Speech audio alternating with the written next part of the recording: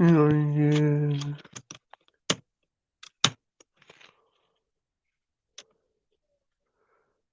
Fuck. I got the music going.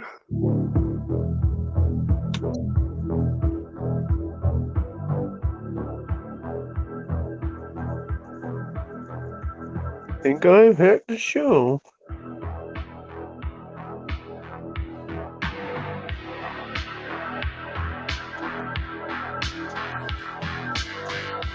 I got myself on screen.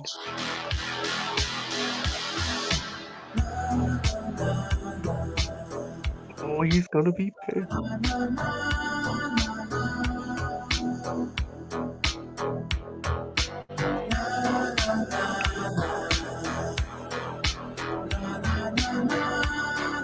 What a fucking dumb intro.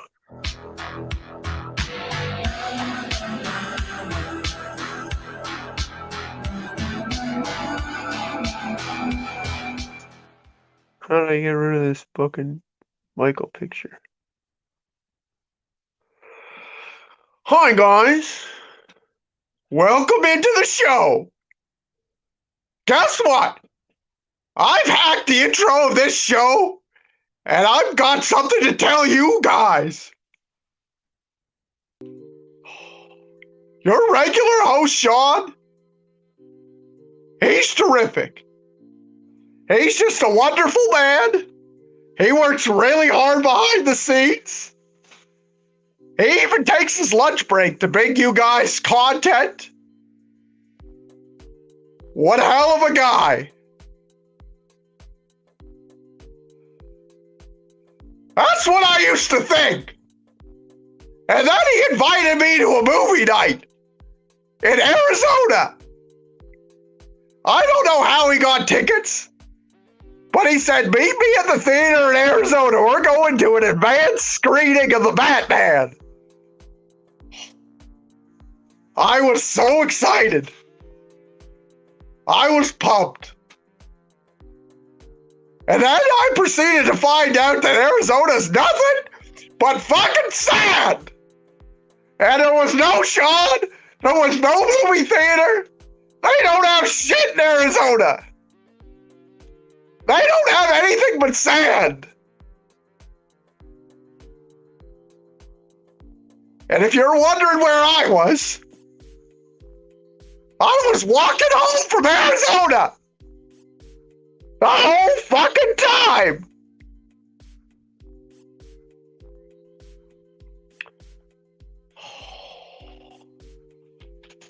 And then I come back and I see some of these recent videos. They got this guy on here now, Jeremy, talking about wrestling. You think that guy's gonna get viewers? His fucking hairline's running away from him. That guy's not putting up shit numbers. They got this Mike Bish on here. He wouldn't even face me.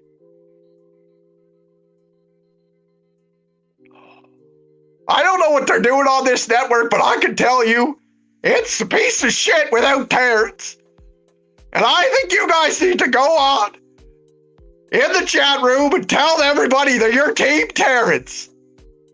Because I need my own show on this network. I got all the scoops.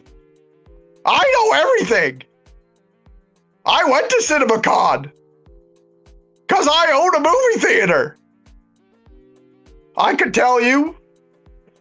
Here's a tidbit for me that fucking Sean doesn't know. He wouldn't tell you. He doesn't know. He wasn't there. I can tell you that Michael has a shitty fucking mask. It's the same shitty fucking mask. Except it's fucking all moldy and shit.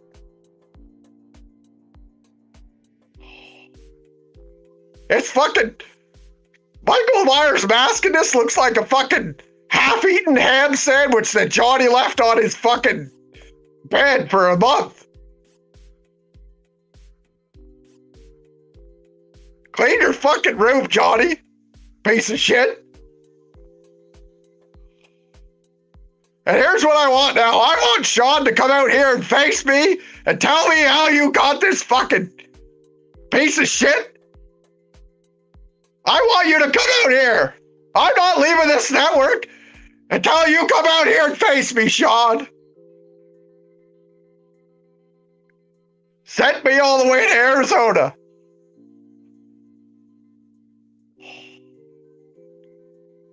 Come out here, Sean. You piece of shit. How did you even afford? You know what? I came back from Arizona and I walked my ass all the way to your house. You don't even fucking live there anymore. You moved to fucking Whitby or some shit. You're avoiding me like the plague, you piece of human garbage. Oh. He's faking me out. I'm gonna find out. I'll fucking find out where you live and I'll fucking shove this right up your ass. Waiting. Oh, you're fucking right, Jay Ryan. Everybody knows Jay Ryan's hashtag Team Terrence. And so is Dean Ritter. Not like fucking Byron Reaver and fucking Alex Roof. Oh, his opinion on movies is fucking awful. Oh my God. Who else is in the house tonight? Sean, I'm not letting go of this until you come out here. You better come face me. Sent me all the way up to Arizona. I'll never relinquish. I'll never give back control of this show until you come out here and face me. Send hook. Oh. That just reminds me, Sean's opinions on fucking wrestlers are fucking the worst. He still thinks CM Punk is good. That fucking guy looks like a meth addict. All right. Let's stop it with the CM Punk bash. And who the hell let you in here? Well, I'll tell you who let me in here. I let myself in the door. I used all my time off to learn how to hack StreamYards and call you out. What was with that business you sending me to Arizona? I heard you like sand, so we just wanted to put you where you want to be. Oh. I see what you're doing here. You're trying to lay on the charm. No. You've been dearly missed. You've been dearly missed. In fact, you've been so missed. In 2 minutes or so, I got a special surprise for you. So, are you gonna let me on the channel finally? Oh, you mean on Phantom Empire Live, which is about to start in say 2 minutes? I think you should let me on the show. You're breaking out a bit. 1 second. Let's see if Johnny has a better feed on you. What?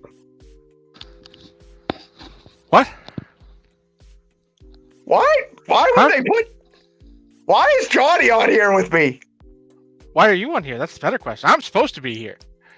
I'm scheduled for the show that starts in a few minutes. I would be very surprised for anyone to say hashtag Team Johnny. When's the last time you saw that? Well, that's because I'm not selfish. I'm part of the team. The last time someone wanted Johnny was pre-hashtag. Still more recently than anyone's wanted Terrence. I can find a hashtag Team Terrence right now. Someone send one in right now. Okay. Sean won't put it up there though, because he's a piece of shit. I can make fake accounts too, Terrence. Fake accounts. You would make a fake account. I don't need to. There you go. Halloween news. Oh shit. That's Sean, isn't it? I didn't do that. I swear. That's not me. Sure it isn't, Terrence. It's not. Yeah. I never self-promote. I just put my shit out there and people want it. Terrence, if you can just wait 1 second, we're gonna start the show, and you just wait, man. You wait. I want $100 an episode. Yeah. You do that waiting thing. I make that much. I make that much in super chats. You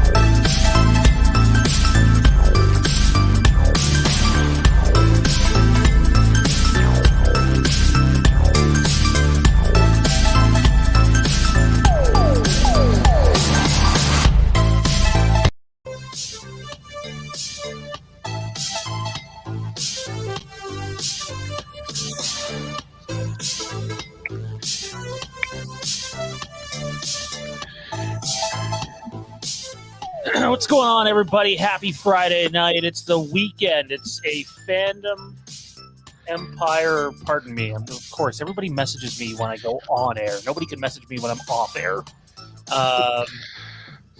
Anyways, it's Friday night, and apologies off the top. I have no idea who let that psychopath on, and, well, at least he's not on the main show. He was the pre-show.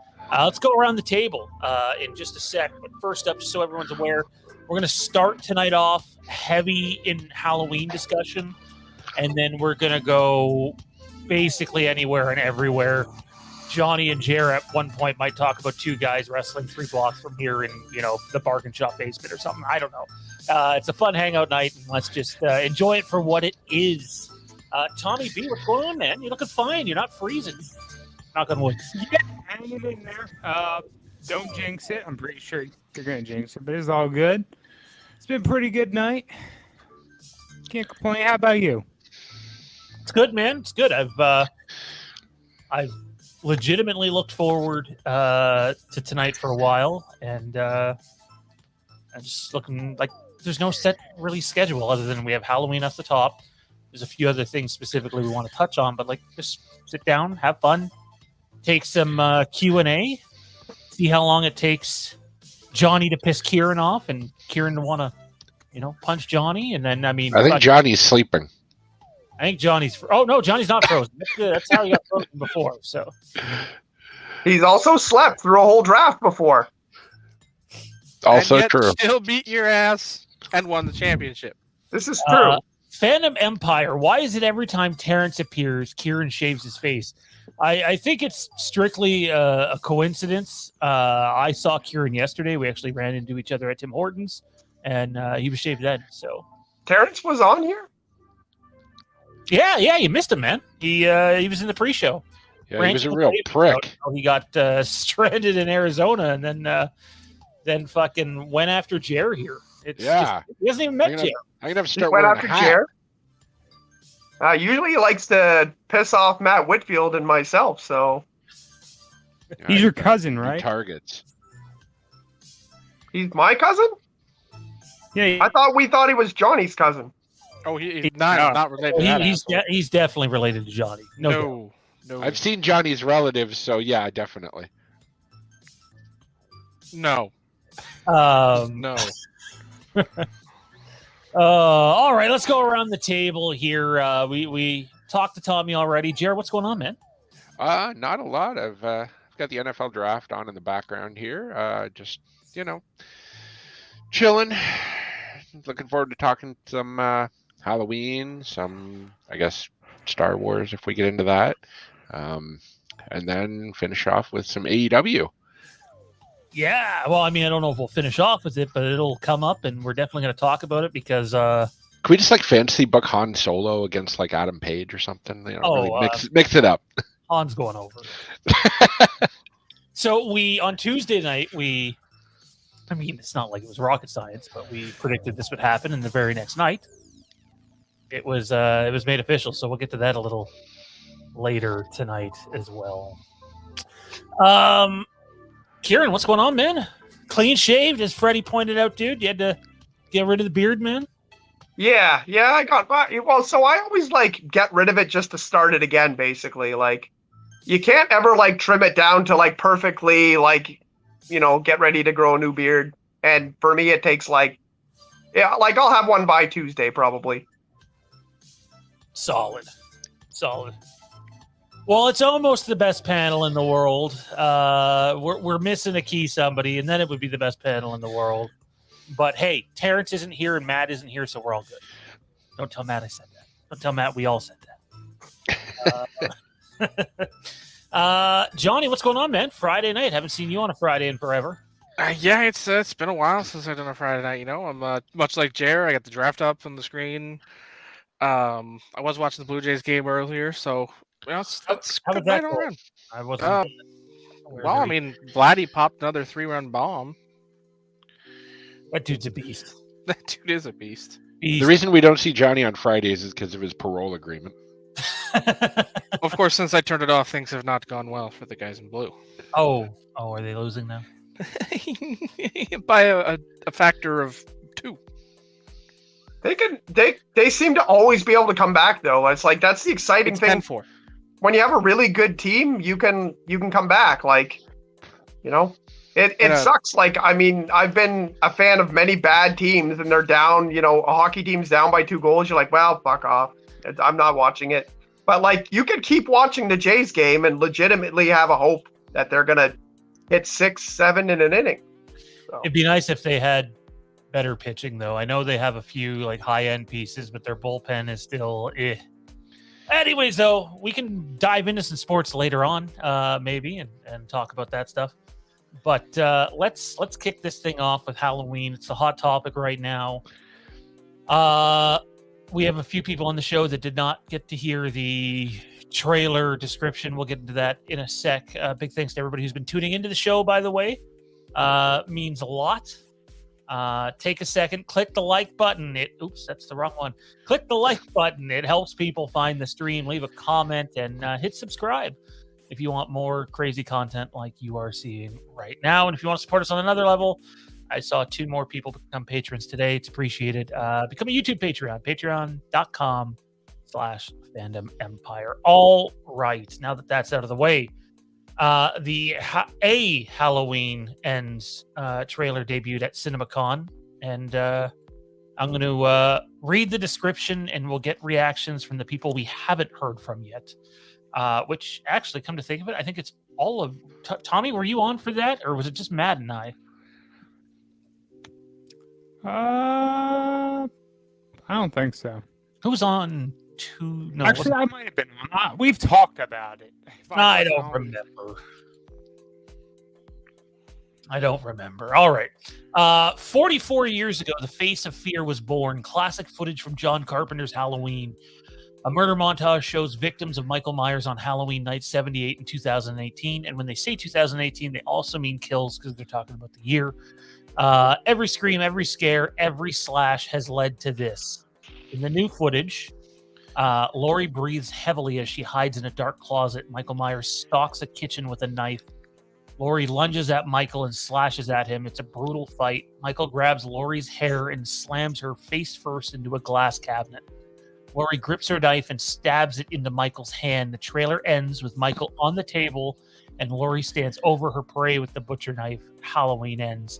To be more specific, she's actually holding the knife either to his neck or his head. I think it's to his head, but that was the trailer that debuted at CinemaCon, which isn't very much Halloween Ends footage, although the stuff that's in there is at the very least, a little interesting. I'm just curious. There's talk going. First of all, what did you guys think of it? Let's start there.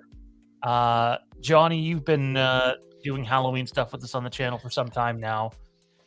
Just your thoughts on the footage shown, and if you think this is the same trailer they're going to release in what we believe is June. That's the other tidbit tonight. We believe the trailer is June. It's not a big shock. Some people are saying June or July. We believe firmly it's June. Do you think this would be the first trailer they show for the movie, even though there's not very much footage, keeping in mind for Halloween 2018 and Halloween Kills, the first trailers that debuted there were, in fact, the trailers that debuted to the public later on? Thoughts? I mean, I don't know. I mean, I could see it being either way. My gut says no, because just based on the description, there's such a small amount of actual new footage that it just, I don't know, for being the first trailer released, I just don't think there's now that's not to say that this won't be, part of the trailer that we get in, June or July or whenever this thing does come out, but there will definitely be a much bigger depth of new footage when we do see it, I think, just because, based on the description we get, 10-15 seconds of new footage. It's probably more like half a minute or so, but even that's not enough for me to, having all of the old footage in there and then such a small amount of the new footage, I think it just would confuse a portion of the audience. Like the diehards are going to understand it and they're going to know, but other parts of the fan base are just going to be, it'll muddle the message a little, I think. Makes sense. I'll say this. I would rather them do what they did than spoil the whole fucking movie in a trailer. Well, yeah. So we'll see if that ends up sticking. We have a little bit on that too, but let's go around the table still. Kieran, thoughts on the description, and do you think this is what will end up being the first trailer considering the past history? I don't think it's going to be the trailer. I think that maybe it's going to be some of the footage that gets mixed in. It seems to me more like I don't know. It's not a sizzle reel because that's like different things. I don't know what you call it, but they took a snippet of the movie and put it in there to give people to give the movie owners a taste of what's to come. Basically, I don't know if we'll get that. I'm sure we'll get that stuff mixed in to make a trailer. What it sounds like is the senior citizen is beating up Michael Myers. So I don't know. I hear a brutal fight that she ends up winning, and it drives me crazy that Michael Myers, doesn't ever seem to fight anybody that's like someone that can legitimately beat him up, unless it's fucking Busta Rhymes, kicking his ass. So I honestly don't get it. I don't get it. I don't get how Laurie is a physical match for him. She's on her uppers medication that day. I don't know. like legitimately, like, how does that make any sense? Does he have like reverse superhuman strength, like lower tier human strength or something? I don't get it. How could he should be able to bitch slap her and she just dies? Her head just flies, like spins around all the way, and then that's The Exorcist. Wrong movie. Well, I mean, I that's about what I'm saying. So I don't know. The description, I really hope it plays out in a way that she outsmarts him and not overpowers him, because that would be pretty terrible. Tommy, I can't remember if you gave your take or not, so go ahead and give it again. Yeah. Yeah. This is supposed to be entertainment. You know that, right? Yeah. Oh, he froze as soon as he. You know what? That's just an omen. It's gonna suck. It's gonna be shit. It's gonna be shit. No negative, my boy. Folks, save your money. Jer, I mean, I'm assuming this is your first chance hearing the description. Do you think this will be the first trailer, given what they've done with the previous ones, and just thoughts on what you had a chance to hear? I think it's a weird trailer to be the first release of a trailer, because it gives a slight indication of the story, but then it just throws you into expecting, hey, here's Laurie and Michael just going at it, and with no context of the previous two movies leading into it, in a way, because this is kind of like a trilogy in its own way, and the way it's described, it feels like, oh, here's Michael killing a whole bunch of people over the past 40 years, and then it ignores the first two parts of the specific story they're trying to tell right now. And I think that's a little weird. There's like a disconnect there. So for them to do that as the specific trailer, I don't know. I think they'll maybe add a little bit more footage and be like, hey, this is why this is part 3 of this story. Here, we're going to get the end of this story. There's a lot more to the story than these two brawling in the kitchen for 45 seconds. Am I the only one hearing this? What do you mean? Jared turned into a fucking Decepticon. I think it's just on you, man. Oh my god. Yeah, he said fine to me. Okay, well, I'm gonna log off and log back on because testing. Am I good? You guys all sound like fucking Transformers right now. Oh yeah, I think you're having an issue then. You sound fine to me. Terrence is trying to get in. Oh no. He's taking over. Lock the doors. The Jedi are taking over. Fucking Palpatine, pure comic book character. Toronto Freddy, maybe every time Michael kills, Laurie transcends. Oh, I see what you did there. By the way, this is like fun Q&A hangout night. We do got more Halloween and stuff to go over, quite a bit more actually. But feel free to get your questions and or comments in the chat section. We'll go back and read through as many as we can tonight and address whatever we can. So feel free to go ham on the chat. And if you want to support the channel, feel free to send in a super chat or check us out on Patreon, patreon.com/Fandom Empire. Lampkid Lane this Sunday. Going to be talking some more Halloween Ends spoiler talk over there. So be on the lookout for that over on our Patreon. And I seen Joel mentioned earlier, I can't find his comment now in the chat. He had said or asked if we had noticed he signed up for Patreon. If you signed up under a different name than what appears here, then I wouldn't know if it was you or not. So maybe message me on Patreon, like message our page, and then I'll know it's you. So, yeah.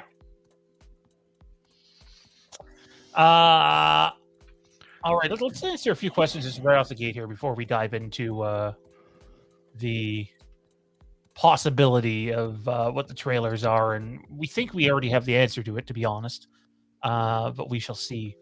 Someone just...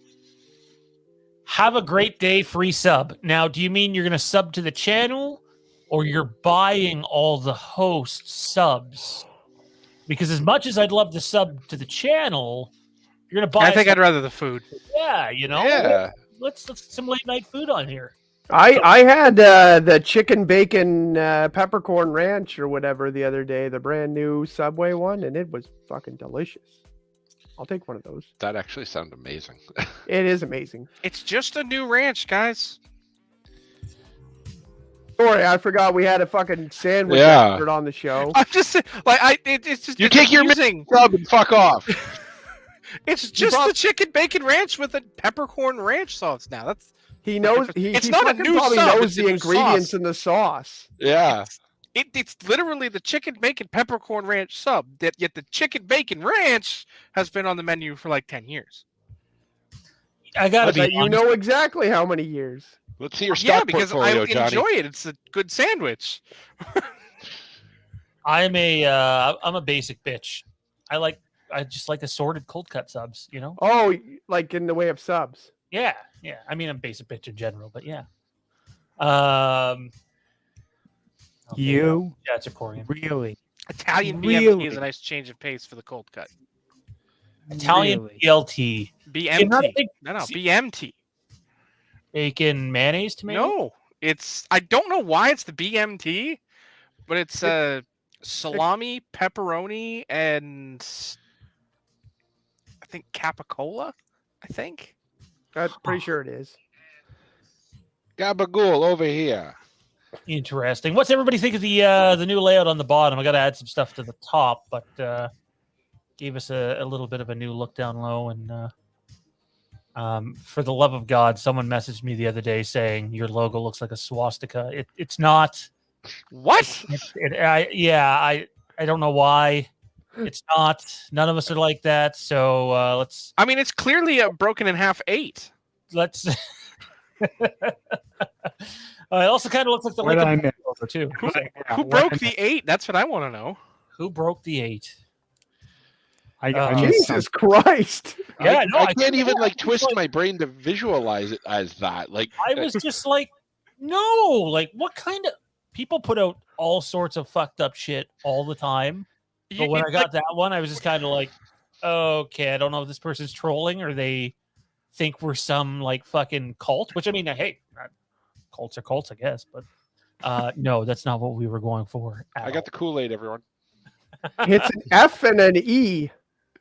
The E is backwards, though, isn't it? It's clearly an 8 split in half, Kieran. Come What? on. I really want to know what the fuck I missed. Someone has To get explain into to it more, we should probably leave the rest of the discussion for off air, which involves names and messages. Yeah, but Someone thinks our logo belongs on Buddha's chest. look at Tommy. Let's FE Colt. All right, there we go. Yeah. look at that cult T-shirt.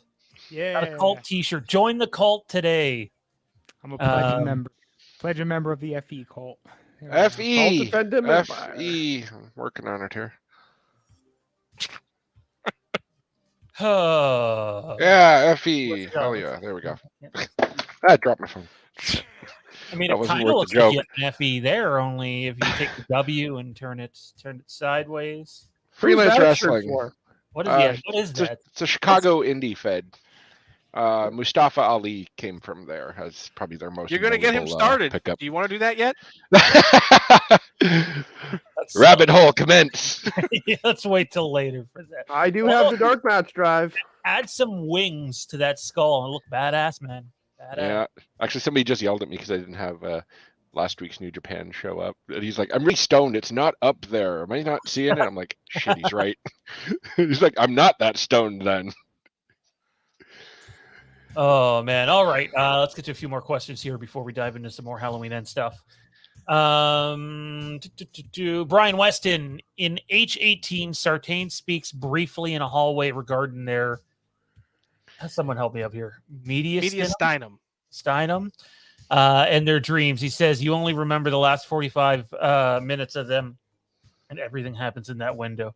Says, and man, I see a lot of people pushing this whole Laurie's going to wake up and Halloween 2018 and Halloween Kills were a dream or a nightmare, and that the actual story takes place and ends. And like I've seen, we're not just talking like 5 or 6 people. I've seen dozens among dozens of people on Twitter, on Facebook, putting this out there. I think Dave might have addressed it on one of his streams. I'm not saying he was for it or not. I haven't watched it in a while. I don't know. But I'm going to dispel that right now. That's not what happens. Not to my knowledge. That's a line in the movie? I don't remember that. That would be really dumb because dreams in actuality are like less than like I think the average is like 11 seconds. You just think faster than it is. Yeah. Like you process what's happening really quickly. And it might seem like your dream was half an hour, but it's really like probably about 11 seconds. Our buddy Jay Ryan says one of the endings that I saw was Laurie's on top of Michael after a brutal fight and says Halloween ends today, shoots him right through the face with a shotgun. That is a rumored ending that I've seen out there, but it's not one of the ones that we've covered on the channel because, again, I don't think there's any validity to it. I think I know what you're talking about, Jay. There was like a script leak and there was like 3 or 4 pages of it. And it looks real, but if you really dissect it, there's a few things that don't add up. And again, doesn't go with any of the information that I've heard, even to the point, guys, where. Great point. You guys want to talk about AEW now? Okay. Woo! Fucking Terrence. Playing with the show now. If we had gotten an AEW any longer, Tommy would have gotten the fuck out of here. Oh, you know me so well. So this is what I'll say about what was shown. Is I find it intriguing. One of the sources that we use at the channel let me know basically an hour after it had debuted that don't buy in because there's a lot of media talk about, oh, that's the end of the movie. That's the end of the fight. They're doing what Amazing Spider-Man 2 did, and they're just showing the end. And it's like, not only am I 90% positive that that's a misdirect, the footage we see, not saying it doesn't happen, it does. But not only is that not the end of the fight, I don't even believe that's the last fight. Remains to be seen. Take it with a grain of salt. But there's a pretty significant element missing if it's the last fight. A couple of them, actually, that I've heard about anyway. And so I think everybody just needs to take a deep breath and realize that that is not where it's going to end, to my knowledge. Again, could be completely wrong on this, just going off previous track record. And then the other bit is normally I would say we would absolutely get exactly what they showed at CinemaCon. But what they showed at CinemaCon almost feels like they just weren't ready to put out a trailer. They should have been by now, to be honest. But, and again, I'm not saying that's the reason why. I can't see that being what drops in June. However, if they're really taking a different approach to this and really don't want to show much and maybe even honor the legacy of the rest of the movies in this timeline, then it might make sense for them to drop it like that. So I don't know. I would like to think they'd be a little more hands-on with the material in the movie, especially to get the hype train going. But, history says that's might not happen. But again, if I'm a betting man, I think what we get is different than what they showed. Which I think, are we all in agreement with that? Like, that they'll probably do something else? I haven't heard anybody disagree with that. Yeah. I think at least if it is, like, it'll have more context to it at least. At least I hope so. I mean, we've been told that it's going to be very controversial. I think we've heard. Really loves throwing that one out there, right? Like, if the ending is just she shoots him with a gun, I don't know if I would call that controversial or. Some of the wild takes I've heard that I don't believe have any validity to it are, one, maybe he jumps off the bridge and kills himself because his humanity came back and it's his way of saving Laurie and Allison at the end. And I was like, yeah, like, and there were some people buying that rumor too. And it's like, I've heard nothing of the sort. The bridge is important. The bridge is in the movie multiple times. But no, I don't believe that's it. And I also don't believe the shotgun to the face is it. Although, I mean, if you wanted to definitively kill Michael, blowing his head to pieces, probably a good place to start. Just throwing that out there. But let me throw this one out there to all you guys. So Jamie Lee Curtis was recently quoted as saying that it was at CinemaCon, that it's almost as if like the evil spreads like a virus. We know Haddonfield is not a completely abandoned town in Halloween Ends. It's a shell of what it used to be. There's not too many people left there. It's a rinky-dink outskirts town where, I mean, some people might say it was always that, but you can tell by Halloween 2018 it wasn't really that in this timeline.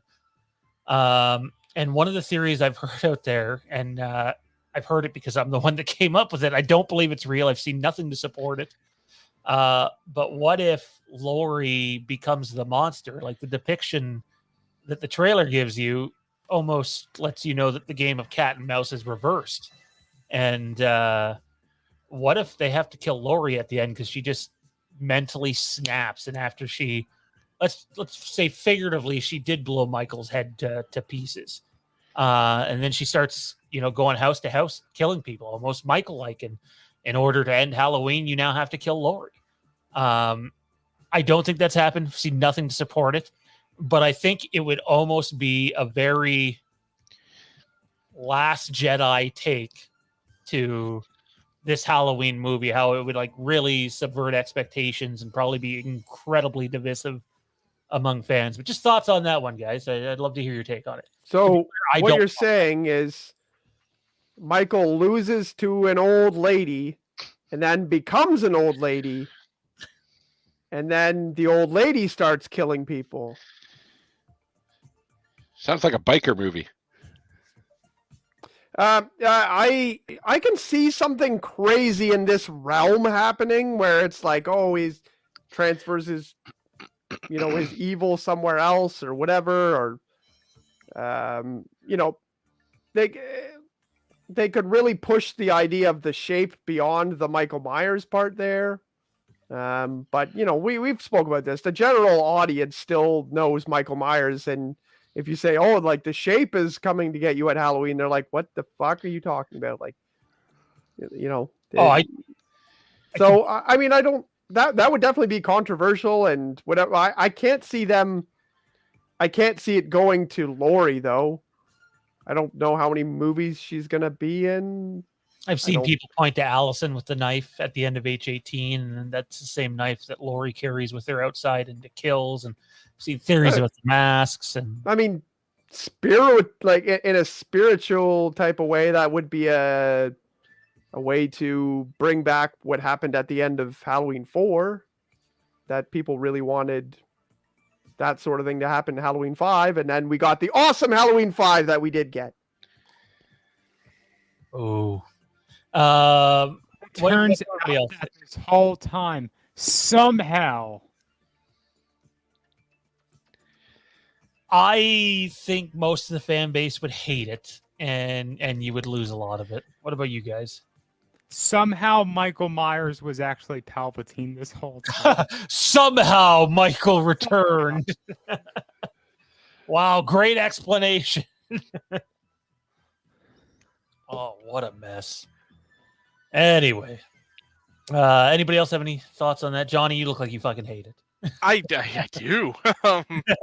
I really do, because it turns it sort of takes away the mysticality that Michael's been building for so long. If he's killed through just routine normal means, they spent all this time where you just keep throwing everything you've got at him, and he just keeps getting up, and now you just no, all we had to do was put a shotgun in his mouth. We stabbed him, we shot him, we set him on fire. All these other things we've done to him, we just had to shoot him in the head. And when we do that, his magic transfers to whoever killed him. The more he kills, the more he transcends. It better be via weird brain worm. It's a silly premise to me that makes everything just ridiculous to me.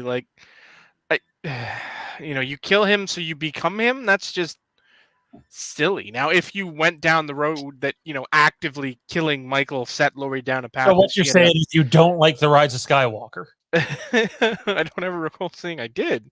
I enjoyed it, but not as a Star Wars movie. It just didn't fit with the saga. Yeah, it was a good movie on its own, but as part of the saga, it was terrible. And that applies to lots of movies in series like that. It just, no, I'm not. So we need Michael wandering around with a lightsaber, is what you're saying? I mean, if they could attach the Star Wars universe to the Halloween universe, that would probably bring some different fans to both. I think Sean's the only person I ever met who was really into both those things when I first met him. So I know quite a few people into both. Maybe not as diehard as I'm into both, but well, those are like your two top properties, right? Maybe. I would have Game of Thrones above Halloween. Okay. Probably would have Pirates of the Caribbean above Halloween, and what? Smallville, and definitely Supernatural. Pirates of the Caribbean's even in your top 5? I love Pirates. Those first 2 films are incredible. It's unnatural how much he likes them. Yeah. Earlier today, I don't even know what to say about that. World's End. So that's you watched At World's End? See, that's where everything started to go for me. The first movie's good, and the rest of them just are weird trash. I think the second movie is one of the most underrated sequels I've ever seen in my life of any movie, period. I think it's that good. It's very Empire Strikes Back. Was it actually underrated? Under-received? Actually, I think the second movie did really well. Coming off the heels of the first one. I can't remember how long the wait was. I feel like we waited 3 or 4 years after the first one for another one. I was really excited when they announced that Jeffrey Rush was going to come back at the end of the. Was that the end of the second one or the third one? End of the second one, and then he's in all of them from that. And all of them after that, I think. Yeah. So he was never not in them technically. Yeah, the squid face guy turned baby face in the fourth one or something. Davy Jones versus the Man in Black. There's a matchup for us. Yeah. Michael Myers, special guest referee. Oh, I thought you meant Johnny Cash. It's different Man in Black. Different Man in Black. Yeah. Wait, like Will Smith? No, Tommy Lee Jones. We really don't need to talk about Johnny Depp and Will Smith in the same episode. Man, I'm not going to dive headfirst into the Johnny Depp stuff, but I know. You never want to talk about the controversial stuff that I want to talk about. Like I said on podcast? Tuesday pre-show, I only go to the circus in person. And I won't. I won't talk about it. I just hope whatever justice is, it happens. And I mean, obviously, as a Depp fan, I hope that that it goes well. No, you're bringing it up. Don't do it. You're taking sides. You can't take sides. Oh no, I'm Team Johnny. Fuck that. Have you seen how black and white a lot of this shit is? How can you be Team Johnny? I'm Team Terrence. Fuck that guy. Fuck that guy. How dare you? I mean, Jer and Johnny already know where I stand on this. It's team. They're both pieces of shit, I think. So. Yeah, I think that's too easy. I'm team, not my circus, not my monkeys. Everybody freezing? Okay, no. No, I'm pretty warm. All right, back to Halloween Ends. Where do you guys want to see this thing end? Like, what's a good ending for you guys personally? What will satisfy you walking out of the movie theater in October going, they ended that on a good note? Oh, and to be clear, I'll throw this one out there just because we've thrown it out on Patreon several times. The reason why I don't think that's the end of the fight is, to my knowledge and what we've been told, is the location does not match up and you're missing one very significant person. So read into that what you will. Pretty easy to figure out, though, if I'm being honest. Yeah. Mr. Rhymes? Busta Rhymes is back. Yeah. If you're someone that's been watching us constantly, I think you know what you're talking about. I think so, and I think it makes sense too. So, for one, I don't want the movie to be 3 hours.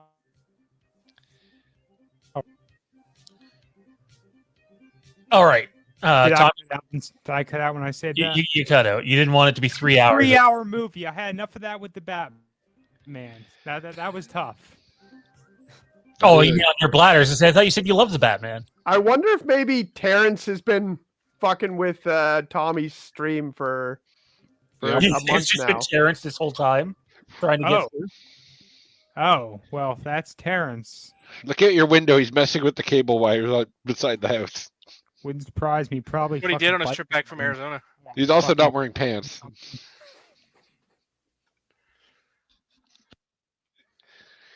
Les throws it. Johnny, why don't you read this one? They said it would be a surprised conclusion that nobody would guess. I'll say Laurie is about to kill him, takes his mask off, and tells him to speak. Michael then talks about his childhood traumas. What? What? Halloween therapy session. What? Appreciate the message, Les. We're definitely all entitled to our own views, but you want to talk about something that would not be received well by the fan base. I think the Laurie killing people might be more received or better received than this. I'd like to imagine that Dr. Sam Loomis was a better psychiatrist than Laurie Strode. So, you know, I don't know. Did you see what his patient became? Well, I mean, he was already that when he got him, though. So, I mean, you know. She takes his mask off. He's laying there, and he just steals a Halloween Man in Black or Halloween 6 Man in Black line, but changes it a little bit. He's like, "You have talent. You should join me." And then that's how the movie ends. They walk out the door holding hands, and they're going to go on a killing spree together. Roll credits. And then they surprise you, and there's actually a fourth movie. Yeah. I think, I don't know, man. She takes the mask off, looks him in the eyes. You killed your daughter. That'd really fuck with people. Walks out the door. Michael looks at Allison. Who's your daddy?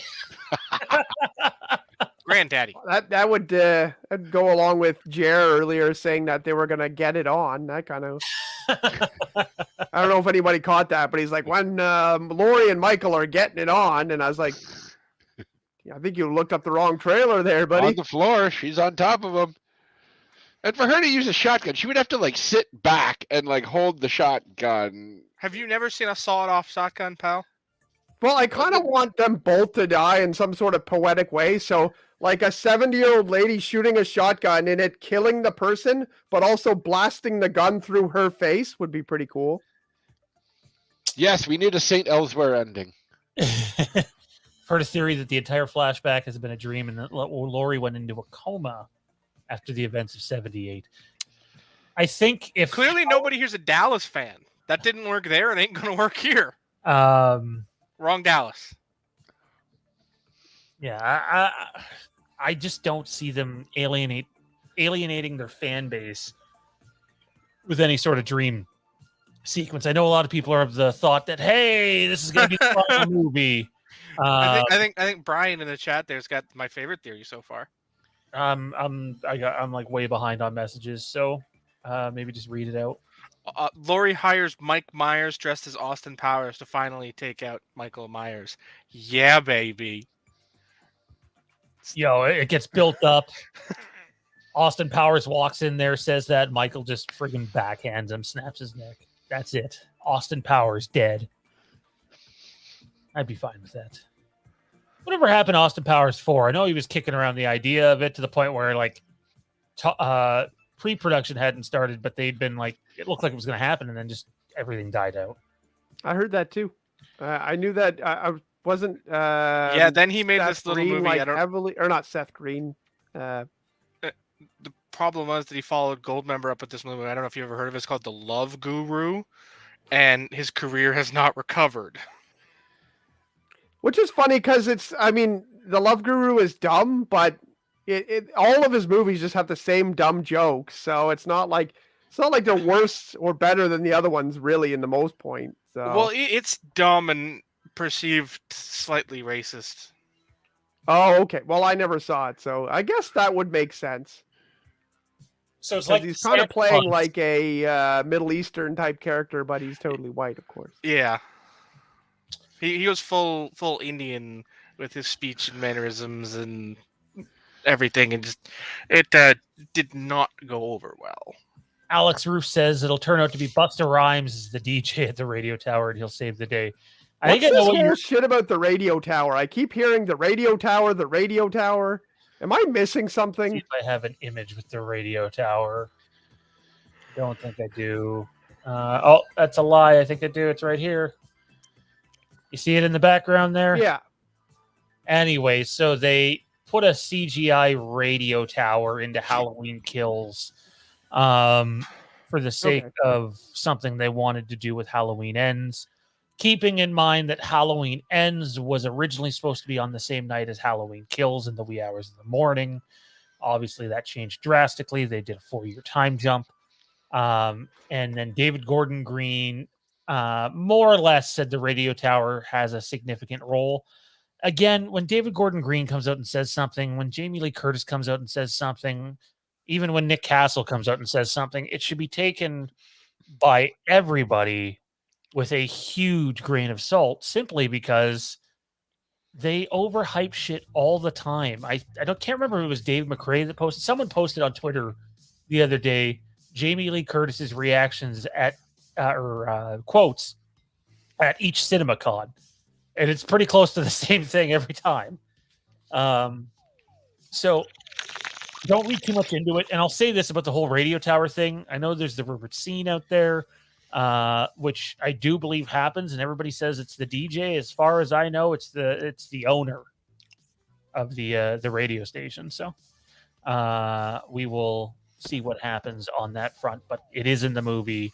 I know people have been, we had the brainwaves thing, and oh my God, is he being controlled by the radio tower? That was good Lord. Is it a radio? Is it a radio that's just playing Helter Skelter over and over again? Well, there's a theory out there that the radio tower is sending signals, and the Michael Myers mask is actually a silver shamrock mask, aka a nod to Halloween 3. It just obviously has a different effect. That's not going to happen. That's not the case. Damn it. But I love that people just want to tie in H3 so badly. They got their cameo stuff. The masks have been in literally both movies so far. So then I'd actually have to watch that piece of shit. Excuse me. Hey. You put some respect on that name. H3 for the win. Love that movie. Way better than Halloween 5. So does that mean radio finally kills the video star? After all this time? That's a big meaning they're going for the whole time. I hope so. So you felt that joke didn't get over well enough in text on Tuesday? You had to actually say it this time? Damn right. Bigger audience. The last thing I wanted to touch on Halloween Ends tonight, guys. Actually, I wanted to put these out there. Some fan art. I forget the fellow that does them. I think his name's I don't want to misquote the guy's name. I think it's Lucas Rack or Zach or if Solid Saturn's in the chat, he would know who it is. But take a look at these fan posters he did. They're pretty cool. Sorry, here we're like running water. 1 second. Okay. Yeah. Everything ends. Fancy schmancy. Hey, Kieran, there's your radio tower. You were just asking about it. There you go. I do like those posters. Yeah, they're nice. I mean, I'll be honest. I think they're nicer than the actual poster. So, not the Ends poster. They still got that terrible picture of Lori, though. The one from Kills. The one that makes her face look like paper.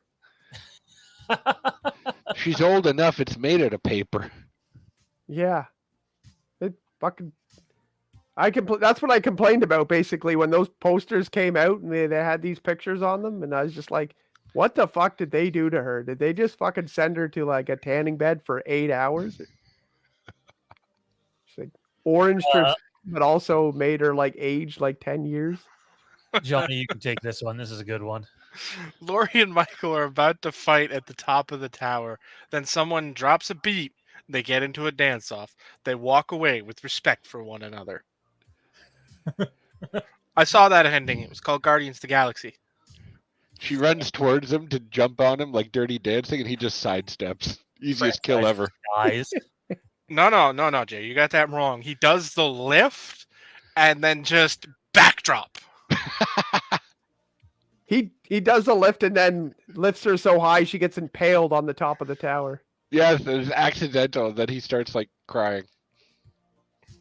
Because, Michael Myers crying always goes over so well. Well, I mean, we're tying in the whole, emotional takes the mask off thing. Then that guy comes out in the back room and says, emotional damage. Oh, God. Alex says is going to turn Michael into an android from the Mask Company in part 3. Silver Shamrock. No, it's going to turn out Michael is an android from the Mask Company in part 3. So if she shoots him with the shotgun, does his head just explode into a whole bunch of like spiders and snakes and stuff? Just sends out one of those beams from the chip the lady was with and just blows Laurie's head to bits. That's a perfect double kill right there. Just end it right there, and then the music plays. Oh man, what a movie! I love that movie. I honestly do. It's so good. Very underrated in my opinion. What movie? Halloween 3. Oh. Speaking of which, I wanted to bring this up to you guys. I believe one of the things that the new Halloween movies have done really well is give us some new characters with merit and some weight to them that have intriguing backstories and are just not throwaway one-offs. And I actually have really come to like this character, his backstory. And I was speaking with one of our sources the other day, and I mentioned, you know what? This guy might be one of my favorite Halloween characters because honestly, we don't have many characters in the entire franchise since 1978 that have gotten the exposition and depth that this character has gotten just 2 movies. And that's Frank Hawkins. This is obviously from the flashback. I love his story. I just love the idea that he could have potentially ended it and didn't. What do you guys take on Frank Hawkins heading into Halloween Ends? We know Will Patton, the great Will Patton, is back one more time as Frank Hawkins, and it sounds like his role, much like in the first movie, is pretty significant in this movie. So thoughts on Hawkins as just like a character? Because for me, now that I've had some time to sit back and really let these movies soak in, specifically Kills now, I can't think of very many characters not named Laurie Strode or Loomis that have more depth to him than these characters. Maybe Tommy Doyle. That's about it. What about that nurse that got the door kicked into her? The gunshot one. Kieran's favorite kill. That's So good. so bad, so terrible, so impossible. Well, my Oh thought my God. on him is that he messed up bad.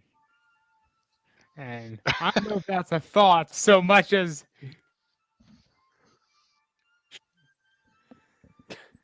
He froze again. He froze again. I think it's honestly, it's like always right when he's about to raise his voice. He's always like, and I'll tell you one other thing. I guess I'll just go. fuck It this should, shit. it, We it have to works out piece his point perfect every together. time. The ISP just doesn't want him loud. Anybody else have some Hawkins thoughts? I honestly think in just 2 movies he's become. I really like him. Well, I was watching. What was I watching with him the other day? I was watching Gone in 60 Seconds, and he's in that. Oh my God, we watched Gone in 60 Seconds like 3 days ago. That's It might hilarious. even have been 3 days ago.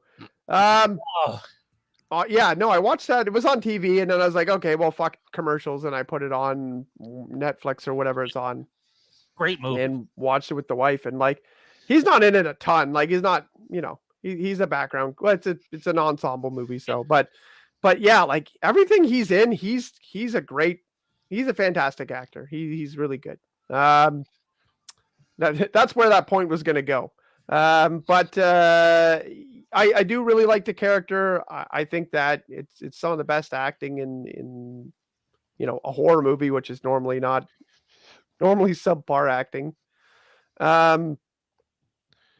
So yeah, I'm excited to see what happens, and I do think that like the idea that he could have ended it and he missed a shot, and that whole thing is pretty much the whole reason for the flashback, in my opinion. So it's definitely going to play into the end. I think that he'll be an important character in wherever Michael's demise or semi-demise is. So I mean, it's interesting. Like, we talk about that Laurie is kind of a central character. Well, oh no, Laurie's not. It's going to be Allison. A lot of it, I think, is going to be Hawkins as a pivotal role in whatever the end plan is. Maybe he's the fucking DJ at the radio host there. Maybe he's running the tower. Yeah, maybe. Sorry, I had to snapshot something. All right. Let me throw this one out there to you guys. Are we just going to keep looking at this guy's face, or are you going to put us back up? I might put us back up. I'm debating. I like the way he bites his lip. Oh, it's so... Wow, it's a real turn on. He looks like he's taking a shit right now. And we circle back to the Johnny Depp discussion. No, so another theory I want to throw out there, not a theory, but how I would end it would be this. And I was talking to one of our sources about it, and he didn't like the idea. He didn't say that it wasn't going to happen, simply said he didn't like the idea. But if you remember, the original Halloween movie was only supposed to be one movie. One and done. There was never supposed to be a sequel. They ended up doing a sequel. That's where the brother and sister stuff came up. So the original Halloween movie, before it became a franchise, was literally supposed to end with, oh shit, he's gone. What the fuck? Where did he go? What happened? Here's what I would do. I would end it the same fucking way. Don't end it with him being definitively dead. I'd probably have Laurie dead, to be honest. Have him disappear like the boogeyman, whether he falls off the radio tower and they get to the bottom and he's gone, or, they blow him away and they go check and he's gone. Just the idea that maybe he comes back again, maybe he doesn't, but he's out there in the shadows just waiting to lunge again. I like the idea of going back and paying tribute to the original ending of Halloween. I know there's a lot of people that want a decisive ending, but I think him just escaping and fleeing into the night can also be a decisive ending to the storyline, where it's like, hey, he's the boogeyman. Guess what? You had him, you let him get away, and who knows if he'll ever come back. Now you got to watch out for the rest of your lives. Oh, that's a terrible You all hate it. You don't like it? Nope. That's the worst thing I ever heard. It's a trilogy, so I don't know. I don't get how. That's the worst idea I ever heard. Jeremy, what's your idea? I honestly like it because Oh God, come on. I think we're a little less so now, but I think we're preconditioned to have this logical ending to a movie, a horror movie specifically, where 99.9% of the time the killer ends up getting what's coming to him. And I think Michael has this aura about him where you could do an ending where Laurie gets killed and he almost in a sense doesn't have a purpose anymore, so he just disappears. So I like it better when Jerry used to just talk about wrestling.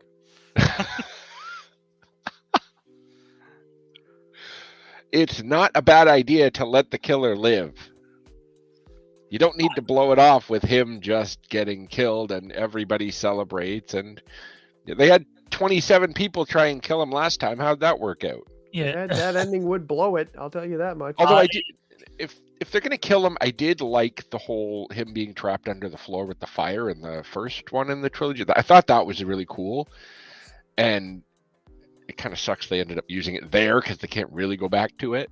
But I thought that would have been a creative way to, Well, they were smart to do it there though, because it's like, okay, we see him, and then the very last time they flash back to that shot at the bottom of the stairs, he's not there. So like, if this movie didn't do well and it was sort of mediocre in the box office and they never made a sequel, that would have been your ending with the breathing at the end of the credits too. And it's just like, hey, he's gone. He got away. It's so Michael Myers. Like, I don't know if Freddy dies in any of the Nightmare movies. I don't pay enough attention to Nightmare. I'm sure some of you guys. Has Freddy ever died? Freddy dies? Like, I know he's technically already dead, but like actually can't get anybody from Dreamworld? I want to say normally there's something at the end where he's like you see a hand or whatever, But I mean, several times Freddy's thing was as long as they feared him, he could come back. Gotcha. So they did kill him at the climax of most films, but they just manifest him back into existence by believing in him. Gotcha. He was Tinkerbell in a horror movie. Makes I'm sense. not sure Freddy would like that. Where's Toronto Freddy? Just call him Tinkerbell. Would you be all right if Michael's just gone, fleeing into the night, or do you hate it? Was that for me? Yeah, it's for you. I don't know what. There's no other Tommy here, Mister. I now love the Rise of Skywalker. No, I'm totally cool with him disappearing. Yep, totally cool for it. You people don't know shit about cinema. No issues. Like who? Who did you just compare that to? I said you guys don't know shit about cinema. Oh, shut up. No, Tommy, who did you just compare that to? I didn't compare anything to anything. Oh, I thought you said something about Beetlejuice. I was like, oh, God, I hope not. Yeah, but he wouldn't Beetlejuice is awesome. Oh, I hate it. It's terrible. Tommy would just have to turn around and see him, and he's there. I like the idea of him surviving. Let's see what the chat thinks. Let's go to the chat on this one. We'll skip ahead in the chat a bit. They'll probably all agree with Sean. What endings would you guys like to see in the chat? Post your Halloween Ends ideal ending now in the chat. Take a few minutes to think about it, and we will come back to it. Everybody come up with your best happy ending joke. How should Halloween Ends end? How should Halloween Ends end indeed? If anybody needs to use the washroom or grab a drink, now's the time to do so, because after we read some of theirs, we're going to move on to different topics. We're going to take 2 minutes here. We'll be back in just 2 minutes' time and get those Halloween Ends answers in for how you would end it. For me, he either lives or it's left ambiguous, leaving the possibility for more. And I'm standing by this. The idea of doing more with Andy Matichuk absolutely needs to be on the table, and probably is. Again, David Gordon Green, Johnny and I spoke about this. David Gordon Green does not get to say if Universal and Blumhouse and Trancas do more with this timeline. He doesn't. He has no creative control over that whatsoever.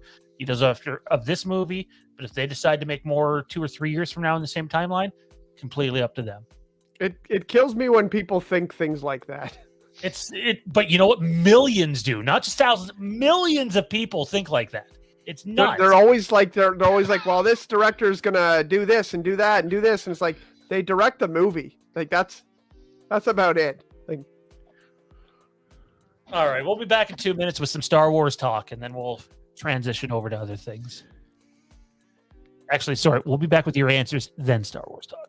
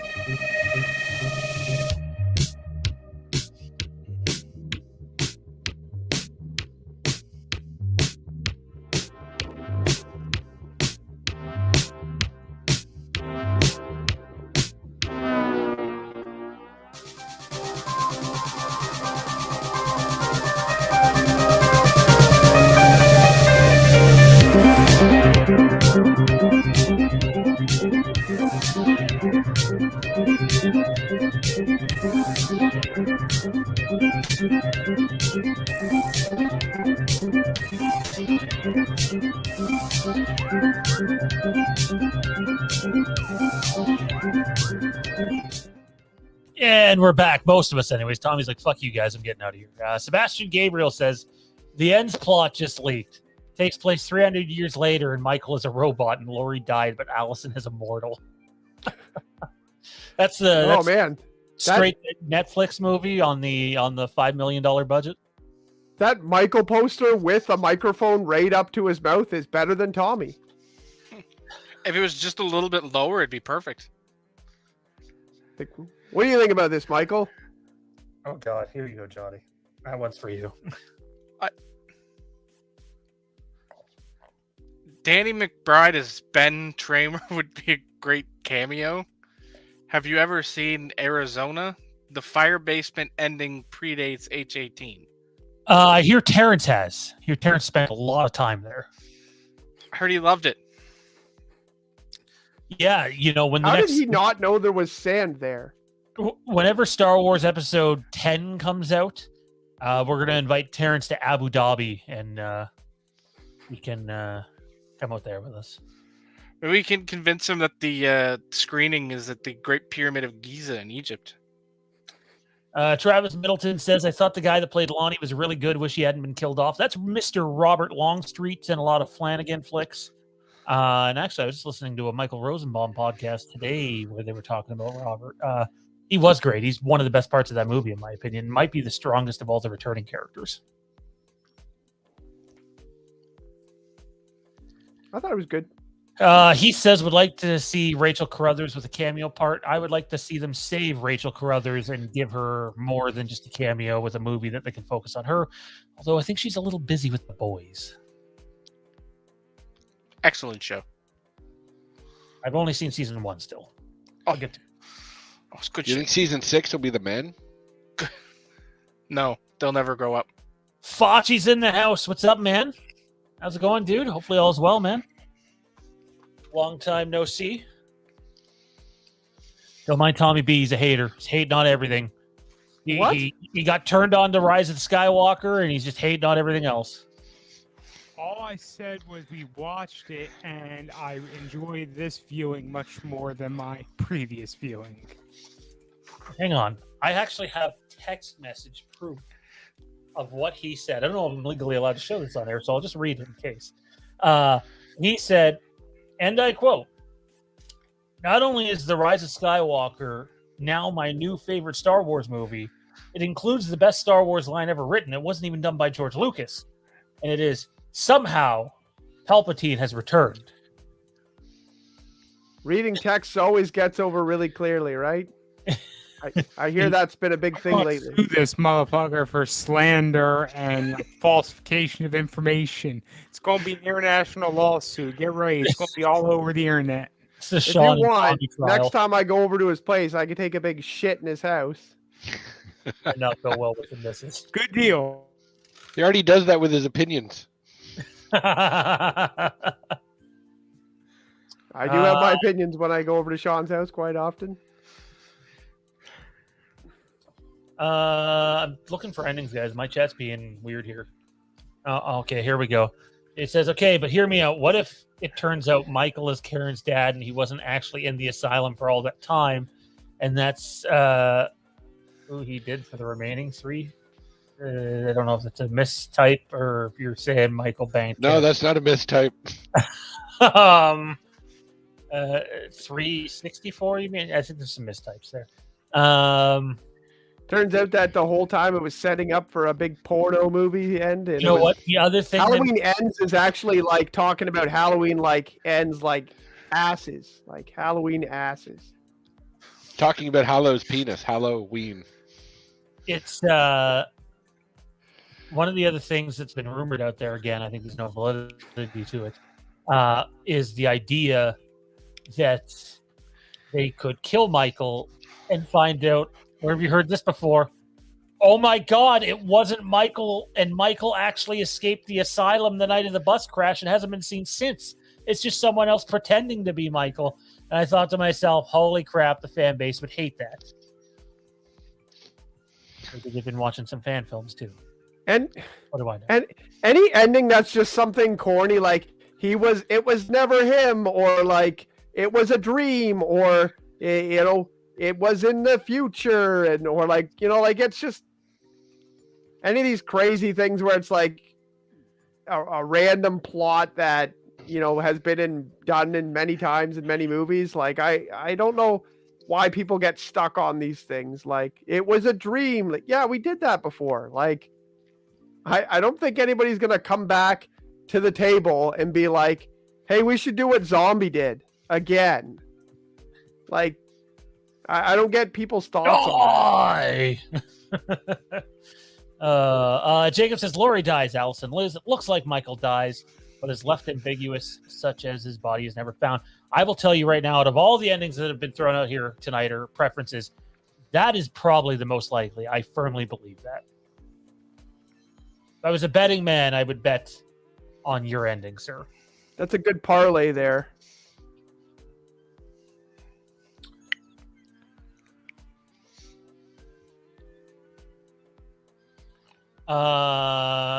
Swish. Hey, y'all. Hey, That's Swish. What the cool kids are saying.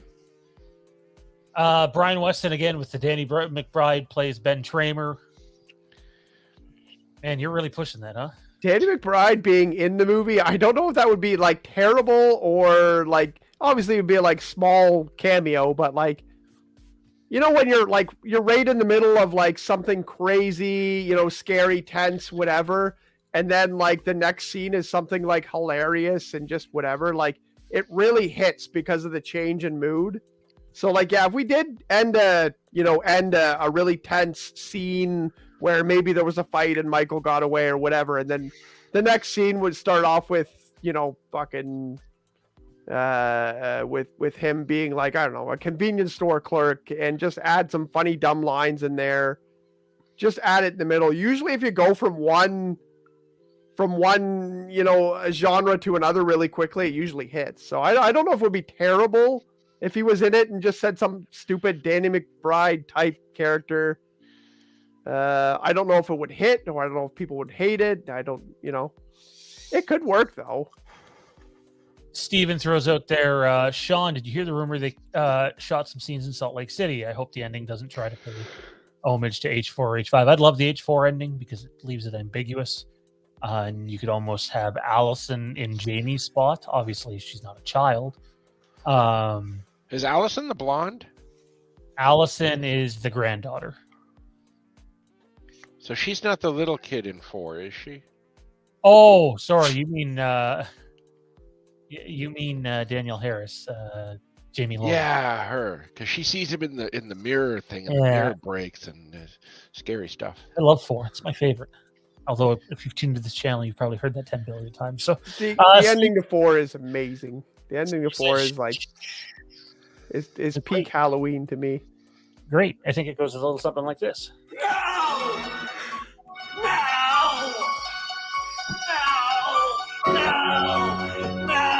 It's so good. He's just gonna fucking shoot it. It's so good. It's overacting at its best. That's the viewer's reaction to seeing Terrence at the start. Could be accurate. I feel like lots of people that were in the chat so far I've seen might not even have heard of him before. So that's a good thing, though. That's a good thing. A good thing. Shows more people are coming up.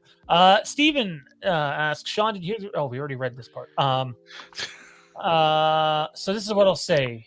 We covered on a Patreon stream a while ago that there were rumors that they were going to shoot outside of Atlanta, Georgia, and Salt Lake City was one of those rumored locations. I can tell you right now, I have squat that backs that up. They were rumors. Maybe it happened. And if it did happen, whatever happens is super secretive. So take that for what you will. All right, guys, let's shift gears here and talk some, as Toronto Freddy said earlier, Star Wars. Lots going on. Let's start off with some bad news, though. This is coming from Bespin Bulletin. If you were somebody who was looking forward to the Star Wars Jedi Fallen Order sequel, to be clear, was never going to be titled Star Wars Jedi Fallen Order 2. It was going to be titled Star Wars Jedi something. As the series is the Star Wars Jedi series, not the Star Wars Jedi Fallen Order series. It was originally slated to be released this year. It has been backed up to 2023. Not entirely sure why, but I think whenever a game gets delayed, it's probably a good thing, to be honest. Don't put something out before it's ready. I'm not as high on the first Fallen Order as a lot of people are. Like the story. But yeah, so according to Bespin Bulletin, and they're a pretty accurate place, Jedi Fallen Order is officially delayed. What do those of us that care about Star Wars gaming think of this news? I'm okay with it as long as they're going to do it right. Although I am a little worried about the domino effect. We've had some less than great news for Star Wars gaming. Stunning. I wasn't as big a fan of this of the first one as everyone was. Like it was fun. I never got through the whole thing because it just didn't really hook me. And I know a lot of people were really high on this game. So I mean, I'm not public opinion or most people, but I could really care less when this game comes out, to be honest. Yeah, I mean, couldn't really care less. Sorry, I hate when pushing it back means nothing to me. I mean, I think the bigger news for some people.